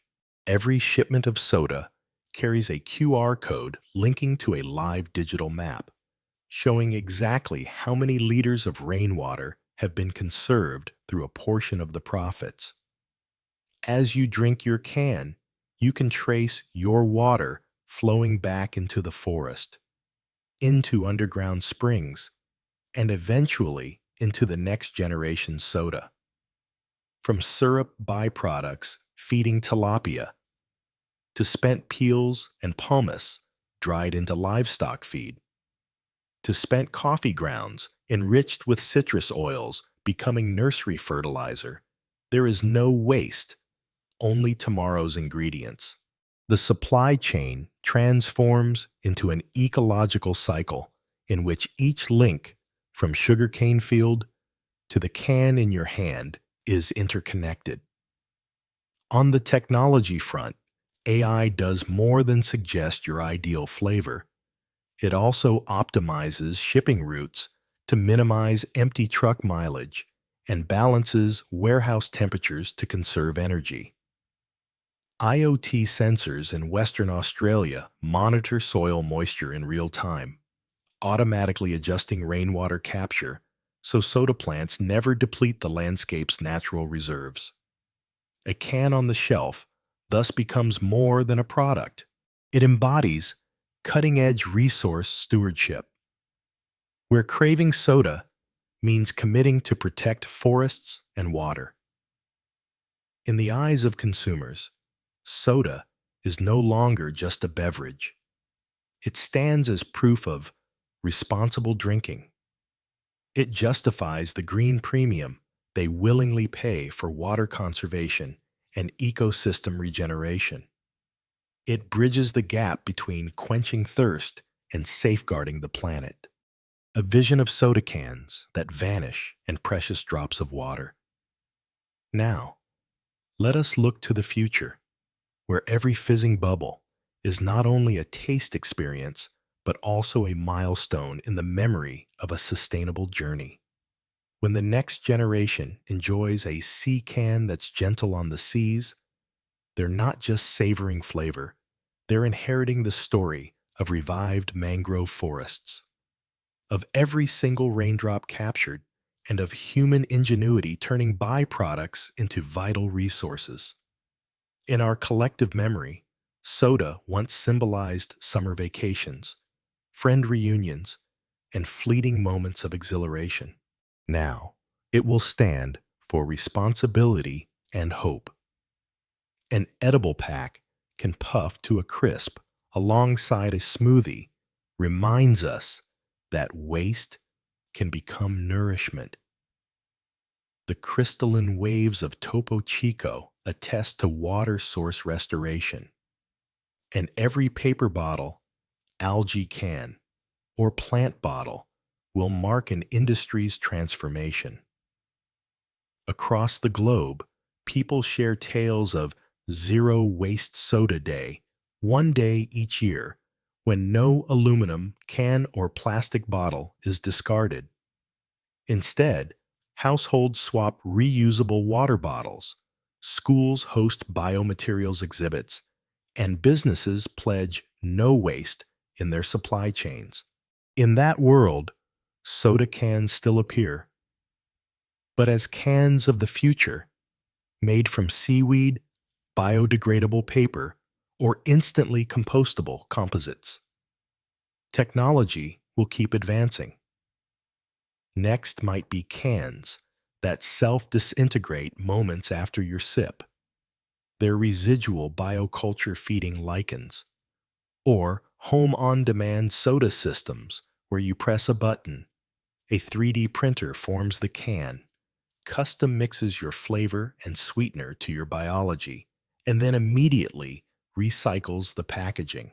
Though these visions may seem far off, startups and industry giants alike are experimenting driven by the desire to capture every precious drop and to drink while protecting the planet. Yet beyond technological innovation, the greatest treasure is community consciousness. Each time you hear that soft psst at your lips, you'll reflect on a 2-century journey from a bowl of gas-infused water through the fierce red versus blue battles to the No Soda Together movement, to cans that biodegrade and rainwater harvesting projects. That is the legacy of Chapter 6. Bubbles still fizz, but they do so in the confidence of a sustainable future. Our memories of soda will not be merely its taste, but the feeling of being a global citizen. proud that every can you drink helps keep forests standing, waters flowing, and air pure. And no matter how time passes or recipes change, what will endure is the psst of resolve and hope, a small sound that resonates in every heart, reminding us every sip today can nourish the planet of tomorrow. Chapter 7, Part 1. A Journey Through Local Flavors. When the sun first rose, its early gold light filtering through the weathered wooden shutters of a small refreshment stall in Lao Kai Town, an elderly man plunged a bamboo stick into a vat of mineral water and rock sugar, then squeezed in a slice of fresh lime. His regulars gathered around the table, took a sip, and the brown foam fizzed on their tongues like a gentle greeting from the morning mist. This wasn't Coca or Pepsi, but a Highland herbal soda, one of hundreds of local soda variations crafted from mountain ingredients. And so begins our tale of regional flavors. Born when Highland villagers naturally fermented carbonated water to quench their thirst after tending the fields, preserving the fragrance of banflowers and wild roses clinging to rocky cliffs. Travel back to 17th century Europe, around alpine lakesides, where locals quietly infused spring water with native herbs mint, pennyroyal, basil, to create a herbal effervescent tonic for stomach aches and summer heat. They didn't call it soda, as later Americans would, but simply sparkling herbal water served at noble tables alongside pastries and cheeses. When merchants brought this bubbly elixir to Paris, London, and Vienna, it swiftly became the aristocrats' trend, laying the groundwork for countless soda recipes to come. Along the Mediterranean coast in the mid-19th century, Italian fishermen returned with ripe Sicilian oranges, juiced them, and mixed the juice with Swiss imported sparkling water. Sipping this orange fizz was a declaration. This land's flavor belongs to us. Elegant traders lounged at Naples Harbor, holding sun-colored glasses, listening to distant waves, and savored Arancia Efron, a pure orange soda still remembered by estate-owning families. That unadulterated fruit soda inspired later creations from Hawaii's fiery pineapple fizz to India's luscious mango soda. When history's wheel turned to Latin America, Peru debuted Inca Cola. In 1935, a golden soda made from native cinnamon bark and vanilla. Though the British introduced Coca-Cola to Lima, they couldn't win over hearts. Locals remained loyal to their golden fizz, a taste tied to independence and homeland. Inca Cola soon became a national icon, served with ceviche and anticuchos, proving that soda could embody a nation's spirit. In Asia, during the 1950s, Sri Lanka's Gale region gained fame for Thambili Fizz, a soda of fresh coconut water and maize yeast. British colonists brought ginger ale, but were enchanted by the coconut brew's gentle creaminess. On warm seaside nights, the sparkling coconut drink became a traveler's addiction, inspiring tropical soda variations across the region. In vibrant Rajasthan, India, locals devised Couscous soda, blending vetiver seed syrup with carbonated water for a rich, perfumed sweetness. Nobles swore that this soda did more than refresh it, awaken the soul during Holi's vivid festivals. Even today, vetiver soda remains a cherished gift when friends journey far. Back in Vietnam, the local soda journey continues beyond Highland Herbal Fizz. In Hue, the ancient capital, people perfected Gao Fanta, toasted jasmine rice soda made from fragrant rice water, rock sugar, and fermented rice yeast, yielding a lightly tangy, elegant sip. The fizz of rice soda invites visitors to taste Hue's culinary heritage and evokes memories of warm family meals.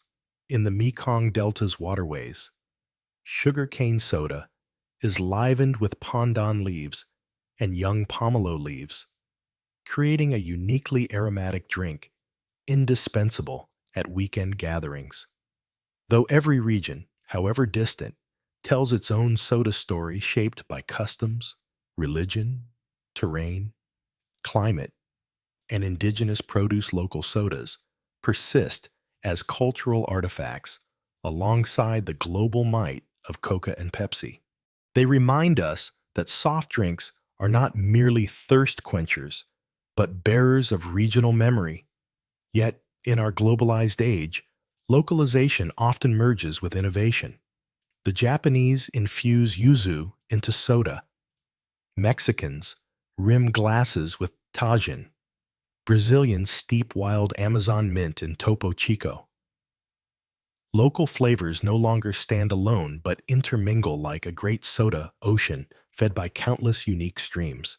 So when you raise a glass of soda at an Art Deco cafe in Saigon, where a bartender artfully blends jasmine syrup with soda, adds a slice of golden passion fruit, and drizzles wild honey, all you taste is an exquisite new flavor. But all the while, you are writing the next chapter of a centuries-long story, the tale of regional fermentations, of fruits and herbs bubbling into carbonated water, and of humanity's longing to capture the essence of our homelands in every fizzing sip. After those dawns, scented with highland herbs, along the Mediterranean shores, and in the ancient alleys of Hanoi, food lovers and young people began to crave more than a pre-bottled soda. They wanted to mix, experiment, and tell their own stories. In Portland's culinary scene, dozens of microbrewery sodas sprang up in repurposed shipping containers, where bartenders, formerly of the craft beer world, cooked syrups from organic cane, palm sugar, and fresh ginger, then fermented them with wild yeast to produce crystal-clear bottles named Artisanal Fizz, Ginger Bloom, or Hibiscus Whisper. In Buenos Aires, a circle of Argentine gastronomes transformed yerba mate, the nation's beloved tea, into mate libre soda. They steeped mate leaves with cane sugar, fermented lightly, and carbonated the result, creating a fizzy drink with mate's gentle bite. Bottles of mate libre became a must-have at asado gatherings, served beside glowing coals and tenderloin skewers. The secret recipe passed hand to hand through generations of chefs until it was unveiled in soda and barbecue workshops that drew hundreds of diners. In the dreamy city of Dalat, amid pine forests redolent of damp earth, an elderly woman named Mai Koi infused rock sugar with roses, wild rosemary, and thanfong tangerine peel to craft a syrup. Her son, trained in biochemistry abroad, introduced wild forest yeast, fermented it with the rose syrup, and naturally carbonated the blend. The resulting Dalat Rose Soda became a sensation. Western tourists dubbed it Romantic Fizz, while Vietnamese guests called it First Love Scent, a novel aroma worth paying double A commercial soda's price. At the same time, the inaugural Craft Soda Fest launched in London in 2018 with a few dozen stalls. Visitors tasted everything from Scandinavian salted egg soda to soy sauce soda and English elderflower soda, each eliciting enthusiastic "ah" as attendees sampled one bottle after another. Come evening, DJs spun vinyl under misting rain, while neon-lit soda booths shone like proof that craft soda is both traditional and utterly fashionable. This movement has spread beyond big cities into rural areas. In Colorado's farming region, ginger growers partnered with a local soda workshop, cultivating native ginger in mineral-rich limestone soil to create Pod Bud Fizz, a soda extracted from the earth. Meanwhile, in eastern Canada, the Mi'kmaq community revived pure maple sap syrup, cooked it with Pyrite Creek spring water, then fermented it naturally to produce Mapley Fizz, a love letter to ancient maple trees. Perhaps the most delightful aspect is how these communities share their stories. Every handcrafted bottle carries a QR code linking to a mini website where its creator recounts the quest for yeast, the search for the perfect sugar, and the mountain or forest where the ingredients thrived.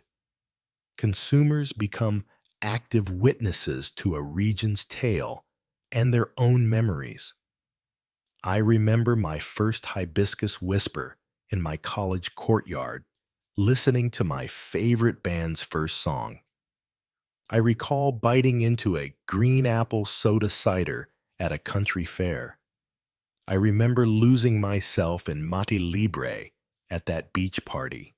Amid the global market of aluminum cans and plastic bottles, these craft soda bottles, though produced in small batches and priced above mass-market brands, are eagerly sought for their uniqueness and cultural worth.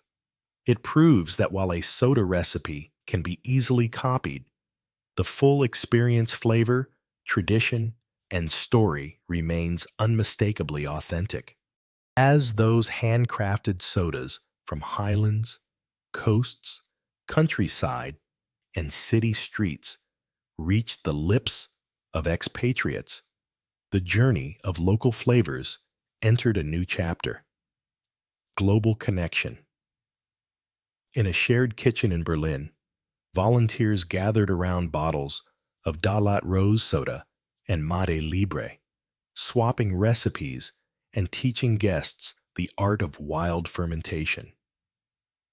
Vietnamese sodas sat beside Argentine, Brazilian, and Japanese bottles at a multicultural feast, where travelers from every land raised a glass and recounted the tastes of home. In this spirit of open-source flavor, regional soda formulas became communal treasures. Anyone free to riff on spices, experiment with new yeasts, or propose novel fermentation techniques. Soon, dedicated craft soda websites sprang up, hosting hundreds of recipes from over 50 countries. Each entry included photos of ingredient fields, videos of the maker at work, and notes on the drink's cultural origins. The Global Craft Soda Atlas features everything from Ukraine's sunflower seed soda and Marrakesh's mint cane fizz to Nebraska's honeycorn soda and Nepal's mountain brown rice brew.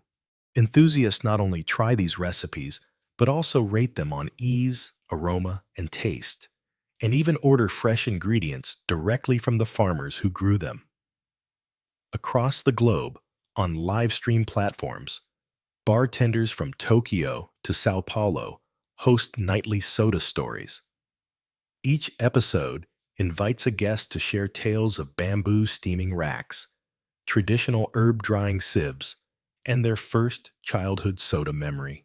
Viewers ask how to maintain live cultures, chill water to the perfect temperature, or preserve dried sugarcane stalks. Some even upload footage of their own failed experiments or DIY paper bottle prototypes. Through this vibrant exchange, the global soda community both inherits centuries-old craft knowledge and hand-passes fresh innovations, turning every fizzy sip into a living digital artifact. Young technologists are also racing to rescue endangered flavors. In a Daklak Highland village, elders recall a forest bitter leaf soda, once brewed to capture the breath of the jungle. A team of IT students documented each leaf's color and texture with smartphone scans, recorded recordings of wind through the canopy, then collaborated with ecologists to culture the original wild yeast strains in the lab. Within a year, the reconstructed Forest Bitterleaf Soda debuted at the Central Highlands Cultural Festival, offering younger generations a taste of local botanical heritage and inspiring renewed conservation efforts. In 2024, the Heritage Soda Alliance was founded, uniting nonprofits, cultural institutes, universities, and businesses to collect, preserve, and share traditional soda recipes. Their Soda Memory Project has archived over 2,000 formulas from 80 countries, complete with metadata on language, history, chemical analysis, and even living yeast samples. By safeguarding these flavors against climate change, habitat loss, and cultural assimilation, the project ensures that even as ice fields melt and mangroves vanish, the sodas once drawn from those places can be recreated in labs, letters from the past to the future. Amid this vast tapestry of taste, some visionary scientists ask, could there be an archetypal flavor of humanity? Chicago's Food Innovation Center's Flavor of the Earth initiative blends 50 heritage syrups in varying proportions, then uses AI to map sensory interactions and optimize a unifying recipe. The result? Soda Gaia, tastes of warm, buttery toast, a hint of forest mint, the whisper of chamomile blossoms, and the cool clarity of a hidden spring. Though never mass commercialized, Soda Gaia was served at the UN Climate Summit as a symbol of our shared planetary culture. Yet, precisely as this earth flavor elixir took shape, we were reminded the wonder of soda lies in its differences. Each local brew, no matter how niche, retains its place because it tells a singular story. A Mediterranean orange fizz cannot replicate the mountain mints of Galicia, nor can Japanese yuzu soda conjure Caribbean lime memories. And so, even with a unifying Soda Gaia, hundreds of other variants continue to thrive humanity's eternal thirst for diversity, individuality, and roots. Our world of soda is now best pictured as an open-air banquet, glasses brimming with every hue, every aroma, every tale. Guests from every corner raise their bottles, not just to taste, but to celebrate the bridge between tradition and modernity, locality and globality. Under the starlit sky, the rising fizz declares, the smallest of flavors can travel the widest of oceans and become our shared heritage. Chapter 8: Modern Soft Drinks and Emerging Faces. At dawn, atop the city's skyscrapers, the hiss once reserved for classic cola cans or handcrafted sodas now comes from a myriad of new beverages. From pure, sugar-free sparkling waters to naturally fermented kombuchas. From crisp, hard seltzers to proudly bottled zero-everything sparkling waters. The 2010 have ushered in a new age of bubbles, where consumers choose drinks not by a single brand, but by function, lifestyle, and health philosophy. Sparkling water, the sugar-free empire. Long-beloved names like LaCroix, U.S., Perrier, France, and San Pellegrino, Italy, have been joined by Bubbly, PepsiCo, AHA, Coca-Cola, and Topo Chico Hard Seltzer, Coca-Cola, turning sparkling water into the no-sugar, no-flavor empire.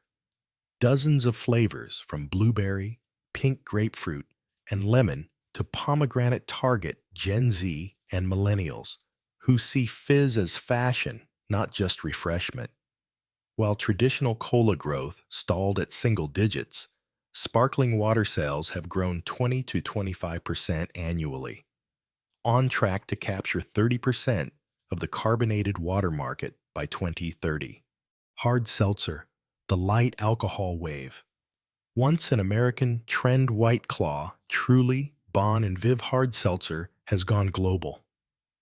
With 4–6% ABV, low calories, and no sugar, it appeals not only for its crisp taste, but the drink responsibly message. Giants like AB InBev, Molson Coors, and Pernod Ricard have entered the fray. By 2027, hard seltzers are projected to generate nearly $50 billion in revenue, claiming 15% of the RTD, ready-to-drink alcohol segment. Kombucha, the probiotic beauty. From Pacific Northwest farmers markets, kombucha has moved into supermarket aisles, Starbucks, Dunkin' Donuts, and European Australian grocery chains. Brands like GT's, Health-Ade, and Brew Dr. Kombucha sustain 20% annual growth by offering digestive health benefits and riding the clean eating wave in cities. Experts predict kombucha will surpass traditional soda in both the zero sugar and health drinks categories by mid-decade. Functional beverages, vitamin and electrolyte-infused waters, products such as Liquid IV, A Vitamin Water, Coca-Cola, Vitamin Water Zero, and Air Up, aroma-infused water. Target gym goers and busy professionals seeking vitamin-boosted hydration rather than sugar-laden energy drinks. The global functional beverages market is forecast to double to nearly $150 billion by 2028, with electrolyte waters accounting for 40% of that value. Fruit-infused sparkling juices.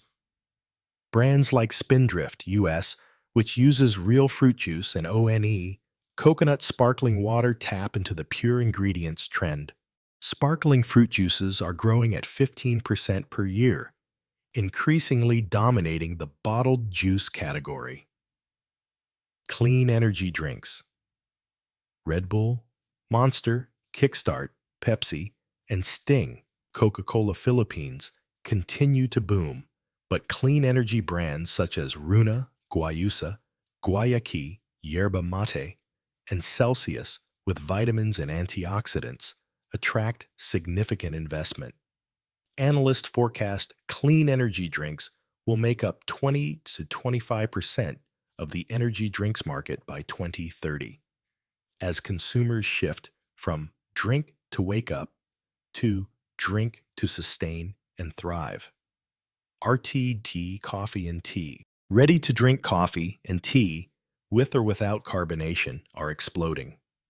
Starbucks, Nitro Cold Brew, Coca-Cola with coffee, Pepsi's Starbucks RTD, and Lipton Tea Sparkling will push this segment to over $100 billion by decade's end, fueled by demand for convenience and flavor variety.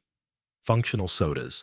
Sodas fortified with collagen, vitamin D, adaptogens like ashwagandha, or even CBD, where legal, are carving out a medical soda niche. Collagen fizzes for skin health. Ashwagandha fizzes for stress relief. CBD fizzes for sleep support. Despite costing 2 to 3 times more than regular soda, they grow at about 30% annually. A convergence of choice.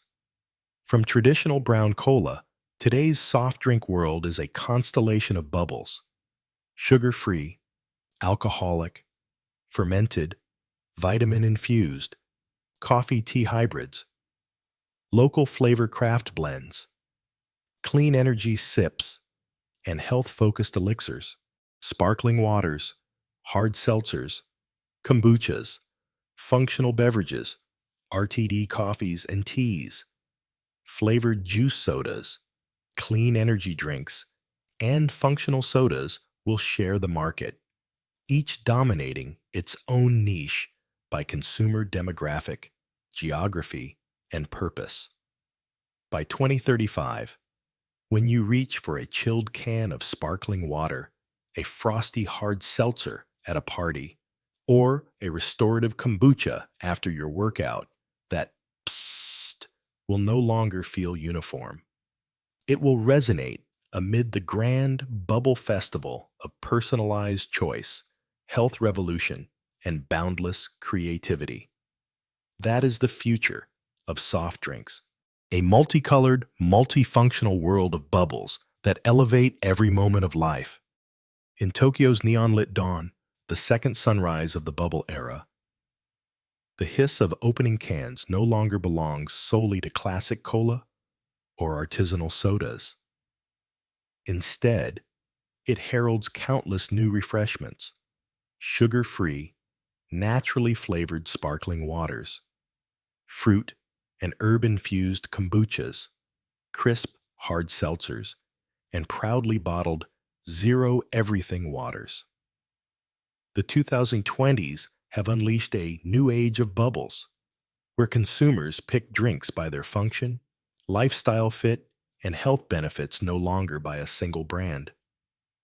Customized soda brewers, Soda 4.0. Imagine a home soda machine that 3D prints your can, automatically brews your mix, and adjusts sweetness, fizz, caffeine, and added nutrients via an app.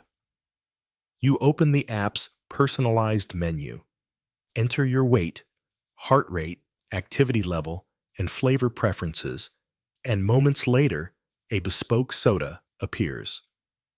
SodaSense USA is already field testing these machines in luxury apartment complexes, with over 100,000 pre-registrations for its subscription service.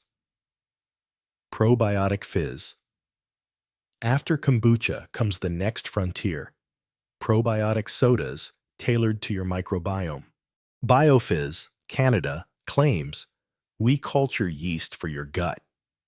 Customers send in stool samples, and BioFizz strains Limosilactobacillus reiteri shown to boost mood and digestion into each can. By 2030, probiotic sodas are forecast to grab 10% of the global fermented drinks market and 5% of total soft drinks. Adaptogen sodas. Stressed professionals are turning to sodas infused with plant adaptogens. Zen Fizz USA launched Calm Mango, blending ashwagandha, L-theanine, and chamomile extract. Germany's Soda Heimat adds rhodiola for focus. Japan's Soda Matcha Mix boosts immunity. Global reports project adaptogen beverages to grow 35% annually, reaching about $15 billion by 2032. Blockchain traceable soda. Every can sports an NFC tag that logs its journey from organic sugarcane farms in Brazil to sugar mills on the Pacific to crafting lines in Europe. Drinkers verify sustainability credentials, carbon footprints, and even donate to reforestation projects. Clear Chain Beverages, Australia, has partnered with WWF to roll out 20 million blockchain-tracked cans by 2026, turning each can into an eco-contract between producer and consumer. Clean energy sodas. Using recycled coffee caffeine and plant-based taurine, green energy sodas power health-conscious youth. Brands like Recharge, Netherlands, and Greenbolt, USA, team with major gym chains, offering zero sugar, no artificial sweetener energy sodas flavored with acai and guarana on demand at fitness centers. Industry experts forecast clean energy sodas will claim 30% of the energy drink market by 2035, while traditional energy drink share may fall by 10%. CBD and nootropic sodas. In legal markets, Canada, parts of the US, sodas combine cannabidiol, CBD, with nootropics like alpha GPC for focus. MindFizz, USA, sells Focus Lime to college students and creative professionals. This sector is expected to grow 40% annually, reaching $8 billion worldwide by 2030. Seasonal Fizz. Limited edition, month-by-month flavors, spring jasmine and peach, summer berries, autumn raisin, winter apple cinnamon, are driving collector's fizz. UK's Four Seasons soda schedules monthly launches, stoking consumer FOMO. Using sales data and AI-powered demand forecasts, they produce just enough to avoid waste. Luxury sodas. Hand-blown glass bottles bear rare extracts: Omani jasmine, Iranian saffron, Shan golden tea sold in five-star hotels and elite events for $50 $200 a bottle. Though niche, luxury sodas command margins 5 times higher than commercial cola and grow 10% annually alongside a rising global affluent class. A mosaic of bubbles. The 21st century soda landscape has transcended Who's Cola to become a race across dozens of new segments. Each segment can crown its own champion.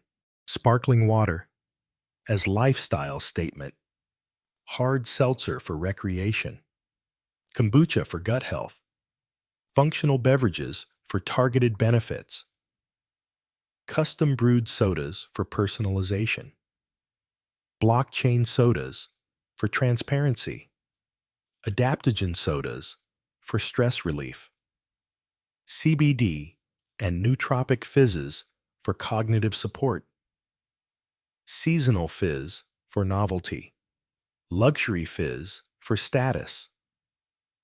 As this new wave of bubbles swells, legacy giants Coca-Cola and PepsiCo are restructuring into multi-beverage platforms, acquiring startups, launching sub-brands, and converting vending machines into multi-dispense hubs. Their mission is no longer just sell soft drinks, but deliver comprehensive refreshment experiences across all customer segments. And when the next generation reaches for a can of sparkling water to quench, a hard seltzer to celebrate, or a kombucha to rebalance, that psst will ring out not as a lone note, but as part of a grand new symphony of bubbles. An era of personalization, health revolution, and boundless creativity. That is the future of soft drinks. A multicolored, multifunctional world of bubbles that elevate every moment of life.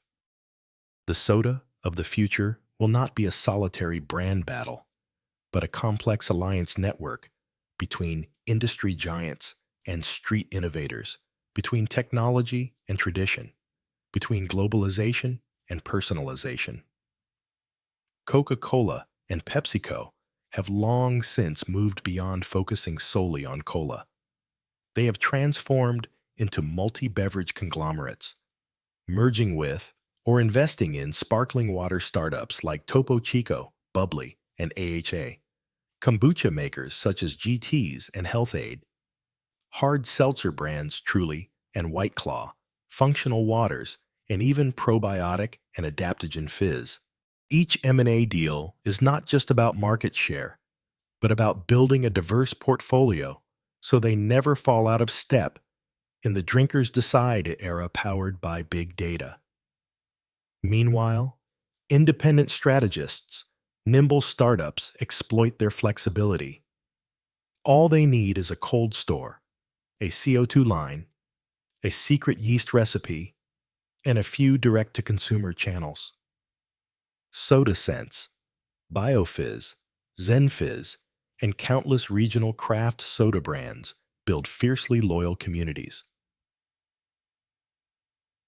Flavor adventurers, ready to share hashtags, live stream their tastings, and subscribe. They leverage 3D printed cans, blockchain for traceability, biotech for personalized flavor, AI for recipe suggestions. So every can becomes your own creation, not just another consumer product.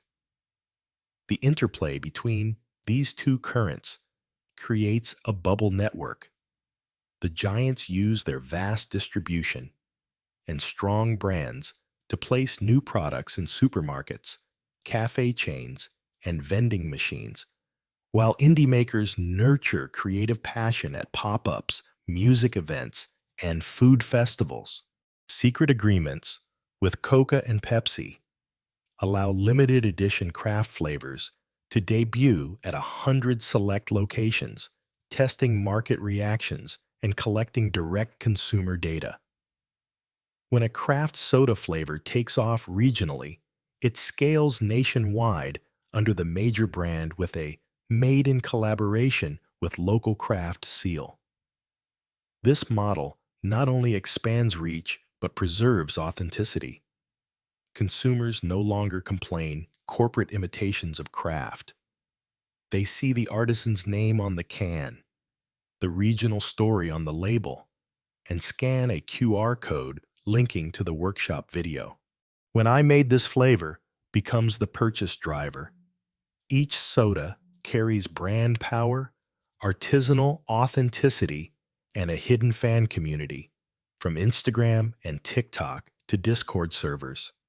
Going forward, the market will be dominated by value chain alliances, beverage alliances of dozens of brands, cola, sparkling water, hard seltzer, probiotic fizz dividing customer segments, and coordinating marketing strategies. Imagine multi-dispense vending machines. Scan your app, choose flavor, add function, pay, and receive a 3D printed can. Each alliance has a shared loyalty ecosystem. Points redeemable for products, ingredients, or cocktail making workshops. Consumers no longer choose who's Pepsi or Coke, but choose Alliance A or Alliance B to match their lifestyle, sports, wellness, arts, or finance. Tech players won't be left out. Australia's startup Fizz is developing virtual taste feedback via AR and haptic headsets, letting you drink a virtual soda that your brain perceives fully without mixing a drop. If successful, they'll launch digital soda subscriptions. You sip in VR, pay as if buying real cans, and cut resource consumption. Yet no matter how advanced, the core remains personalization and accountability. Future soda must meet three stringent criteria: brewing technology, flavor, and full transparency on environment and nutrition. Tomorrow's drinkers will scan a QR code before sipping, seeing the organic source farm, liters of rainwater conserved, carbon offsets, sugar content, added functions, and probiotic safety certification. They won't buy for a color or logo, but for trust in the entire production journey. In the long run, the winning segments won't be those with the flashiest technology or the wildest innovation, but those offering community value and social responsibility. Sparkling water and hard seltzer outpace traditional cola because they fit no sugar, no heavy alcohol demands, and adapt to any setting. Probiotic and adaptogen fizz win hearts with health benefits tied to lifestyle. Custom crafted and blockchain traceable sodas appeal to tech-savvy transparency seekers. Seasonal and luxury fizz nourish experiential and high-end markets. The ultimate race is for integration. The victor is the one who weaves all these value segments into a seamless user experience. No single brand is guaranteed the entire market. Beverage alliances, global conglomerates, and tech startups must continually partner, innovate, and put the drinker at the center. When the next psst sounds in your future glass, it won't be the pop of a lone can, but the overture of dozens of segments, technologies, and shared stories. Proof that soft drinks have evolved into a cultural tech platform every brand must acknowledge. By 2040, the soda market will no longer be a red versus blue battleground, but a sky ablaze with myriad colored bubbles. Each person owning a soda made just for them, reflecting personal style, expressing responsibility, and inspiring unending creativity. Chapter 9: Reviving Invisible Flavors.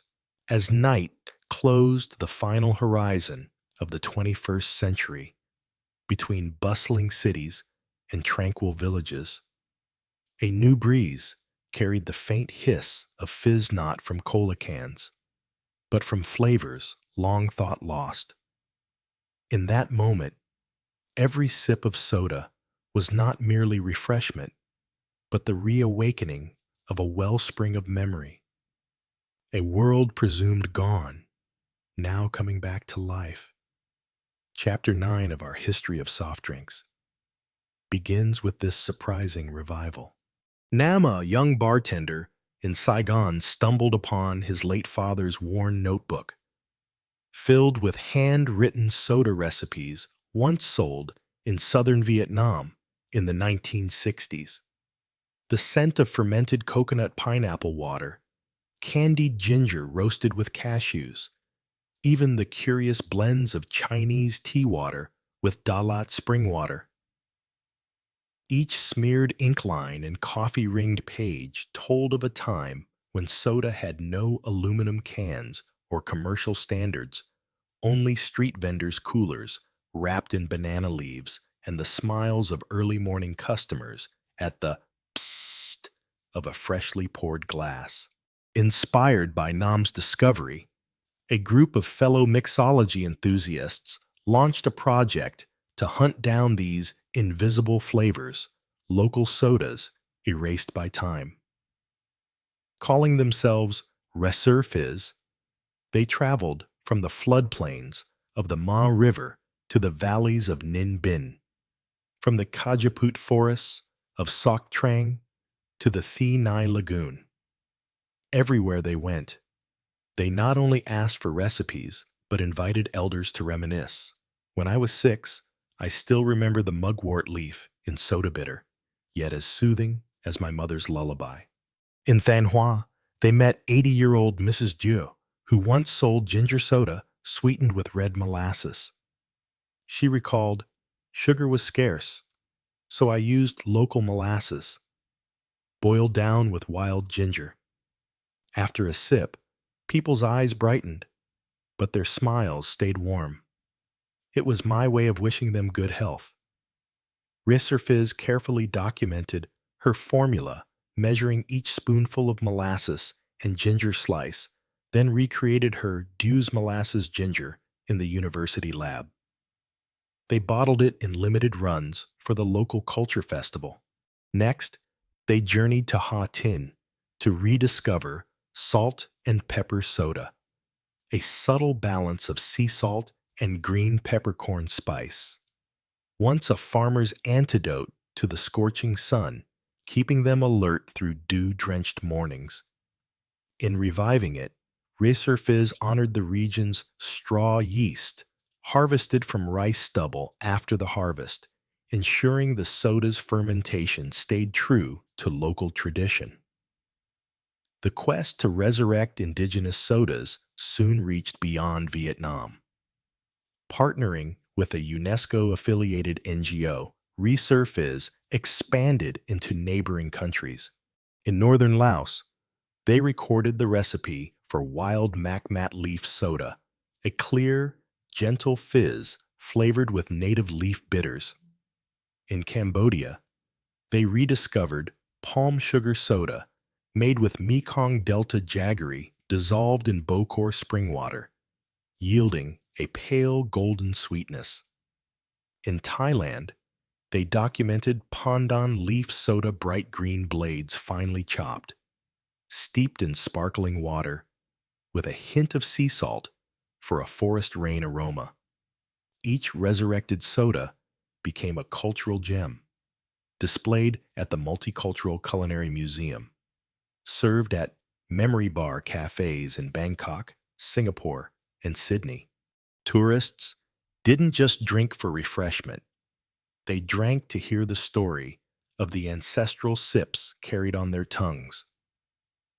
Amid the modern wave of hard seltzers, probiotic fizzes, and blockchain traceable drinks, these revived local sodas remind us that no matter how advanced technology becomes, the soul of a beverage lies in its story, its memories, and the hands of its makers. Chapter 9. Part 1 concludes in Hanoi's botanical garden during a night festival of Earth's fragrances. Under lantern light and drifting incense, Resurfizz and local villagers raise their glasses of solitary indigo leaf soda, a soft fermented beetroot brew once used against winter chills and inhaled deeply, affirming together. The invisible bubbles have never truly vanished. They have only awaited their awakening. With From Village to Vial in full swing, Resurfizz and their partners, UNESCO, impact investors, heritage NGOs, soon realized that preserving these revived flavors required more than distribution. It demanded weaving them into the fabric of global culture. Thus began Phase 3 of Resurfizz's journey, focused on community, education, and lasting impact. Heritage fellowships and local empowerment. Resurfizz launched the Soda Heritage Fellowship, awarding grants and training to youth in mountain, coastal, and delta regions. Fellows learned artisanal fermentation techniques, ecological agriculture for medicinal herbs, eco-friendly packaging design, and digital marketing skills. Returning home, many fellows opened microbrewery soda workshops in their villages, creating not only new livelihoods, but also reinvesting profits into local schools, water harvesting projects, and infrastructure upgrades. Each fermenter trained became a guardian of both culture and community. Cultural cocktail collaborations. High-end restaurants and cultural festivals worldwide began collaborating with Resurfizz fellows. Chefs paired Dew's molasses ginger with herb-crusted fish. Mixologists used salt and pepper soda as a palate cleanser between spicy courses. Patisseries featured Dalat rose soda, granita, between dessert courses. These cultural cocktail menus elevated native sodas from curiosities to fine dining staples. Digital storytelling and interactive archives. Resurfizz expanded their online archive into a living story platform. Each soda's page hosted interactive maps tracing ingredient origins, virtual tours of ancestral farms, and audio interviews with original soda artisans. Monthly live stream. Heritage Dialogues invited global audiences to ask elders about forgotten ingredients, sparking new recipe, variants, and forging digital kinship across continents. Measurable social impact. 2 years into From Village to Vial, independent surveys showed over 65% of global subscribers purchased local heritage sodas at least twice monthly, outpacing sparkling water and kombucha adoption rates. Social media sentiment analysis revealed comments like, "This soda tastes like home, even though home is thousands of miles away," and "Every can connects me to real people, not just a brand." Corporate partnerships for scale with integrity. Coca-Cola and PepsiCo's Local Legends Lab scaled select Reese's flavors onto supermarket shelves under limited edition runs, each can bearing the artisan's name, region, and a QR code to the full story. Logistics alliances ensured cold chain integrity and shared smart locker networks that preserved living yeasts. Multi-dispense vending machines added a heritage pour setting, recreating original fermentation parameters on demand. A lasting legacy. By embedding local sodas into global supply chains and digital culture, Reserve turned invisible flavors into enduring heritage. What began as dusty notebook pages in Saigon became living traditions in Berlin kitchens, San Francisco cafes, and global heritage festivals. Each sip celebrates not just taste, but the people, places, and stories behind them. We stand at the crossroads of past and future. Invisible flavors, once lost to time, have been reborn, carried in recycled glass and shared through digital networks. These sodas are more than beverages. They are ambassadors of culture, agents of community development, and testaments to humanity's ability to preserve and innovate its most fleeting creations. In the next chapter, we will explore how these heritage sodas inspire new frontiers in sustainability, social enterprise, and global collaboration, proving that even the smallest bubble can leave the largest ripple. As the dawn of the indigenous soda era breaks, flavors once thought lost now live on, not only in glass bottles, but as a multidimensional heritage digital, biological, and emotional. From the straw yeast strains of Ha Tin preserved in microbial gene banks, to blockchain records tracing each fermentation batch, to AR projections of Mrs. Dieu dropping molasses yeast into wooden vats, all together form a treasury of invisible flavors that anyone can access, share, and enrich. At Stockholm's underground digital taste museum, visitors don VR headsets to sample solitary indigo leaf soda through virtual senses, hearing the highland wind, inhaling the dewy radish leaf aroma, and then tasting its bright tartness on their tongues. These flavor data are encoded into taste bites stored in the cloud, enabling any mixologist to perfectly recreate local flavors on a personal soda brewer.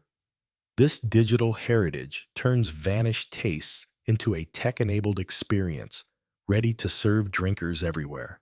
Simultaneously, Soda Heritage Trail expeditions launched across Southeast Asia, West Africa, and South America journeys, connecting revived local traditions. Participants trek through forests, harvest herbs with villagers, brew wild yeast, and taste native sodas under the moon. They bring portable 3D printers to bottle on-site and live stream each yeast culture batch to online communities. This closed-loop circle sees every traveler become a guardian of invisible flavors and spread indigenous soda culture in contemporary life. Yet the most enduring heritage resides in the community itself. Children learning to grow ginger cane, cultivate rice yeast starters, and stamp flavor names onto epic, emerging producers of indigenous craft labels. The Next Gen Resurface program selected 100 Highland teens, equipping them with QR scanners and training them to document processes, photograph, and tell stories. so future generations will not only drink soda, but also understand why and how each flavor was born.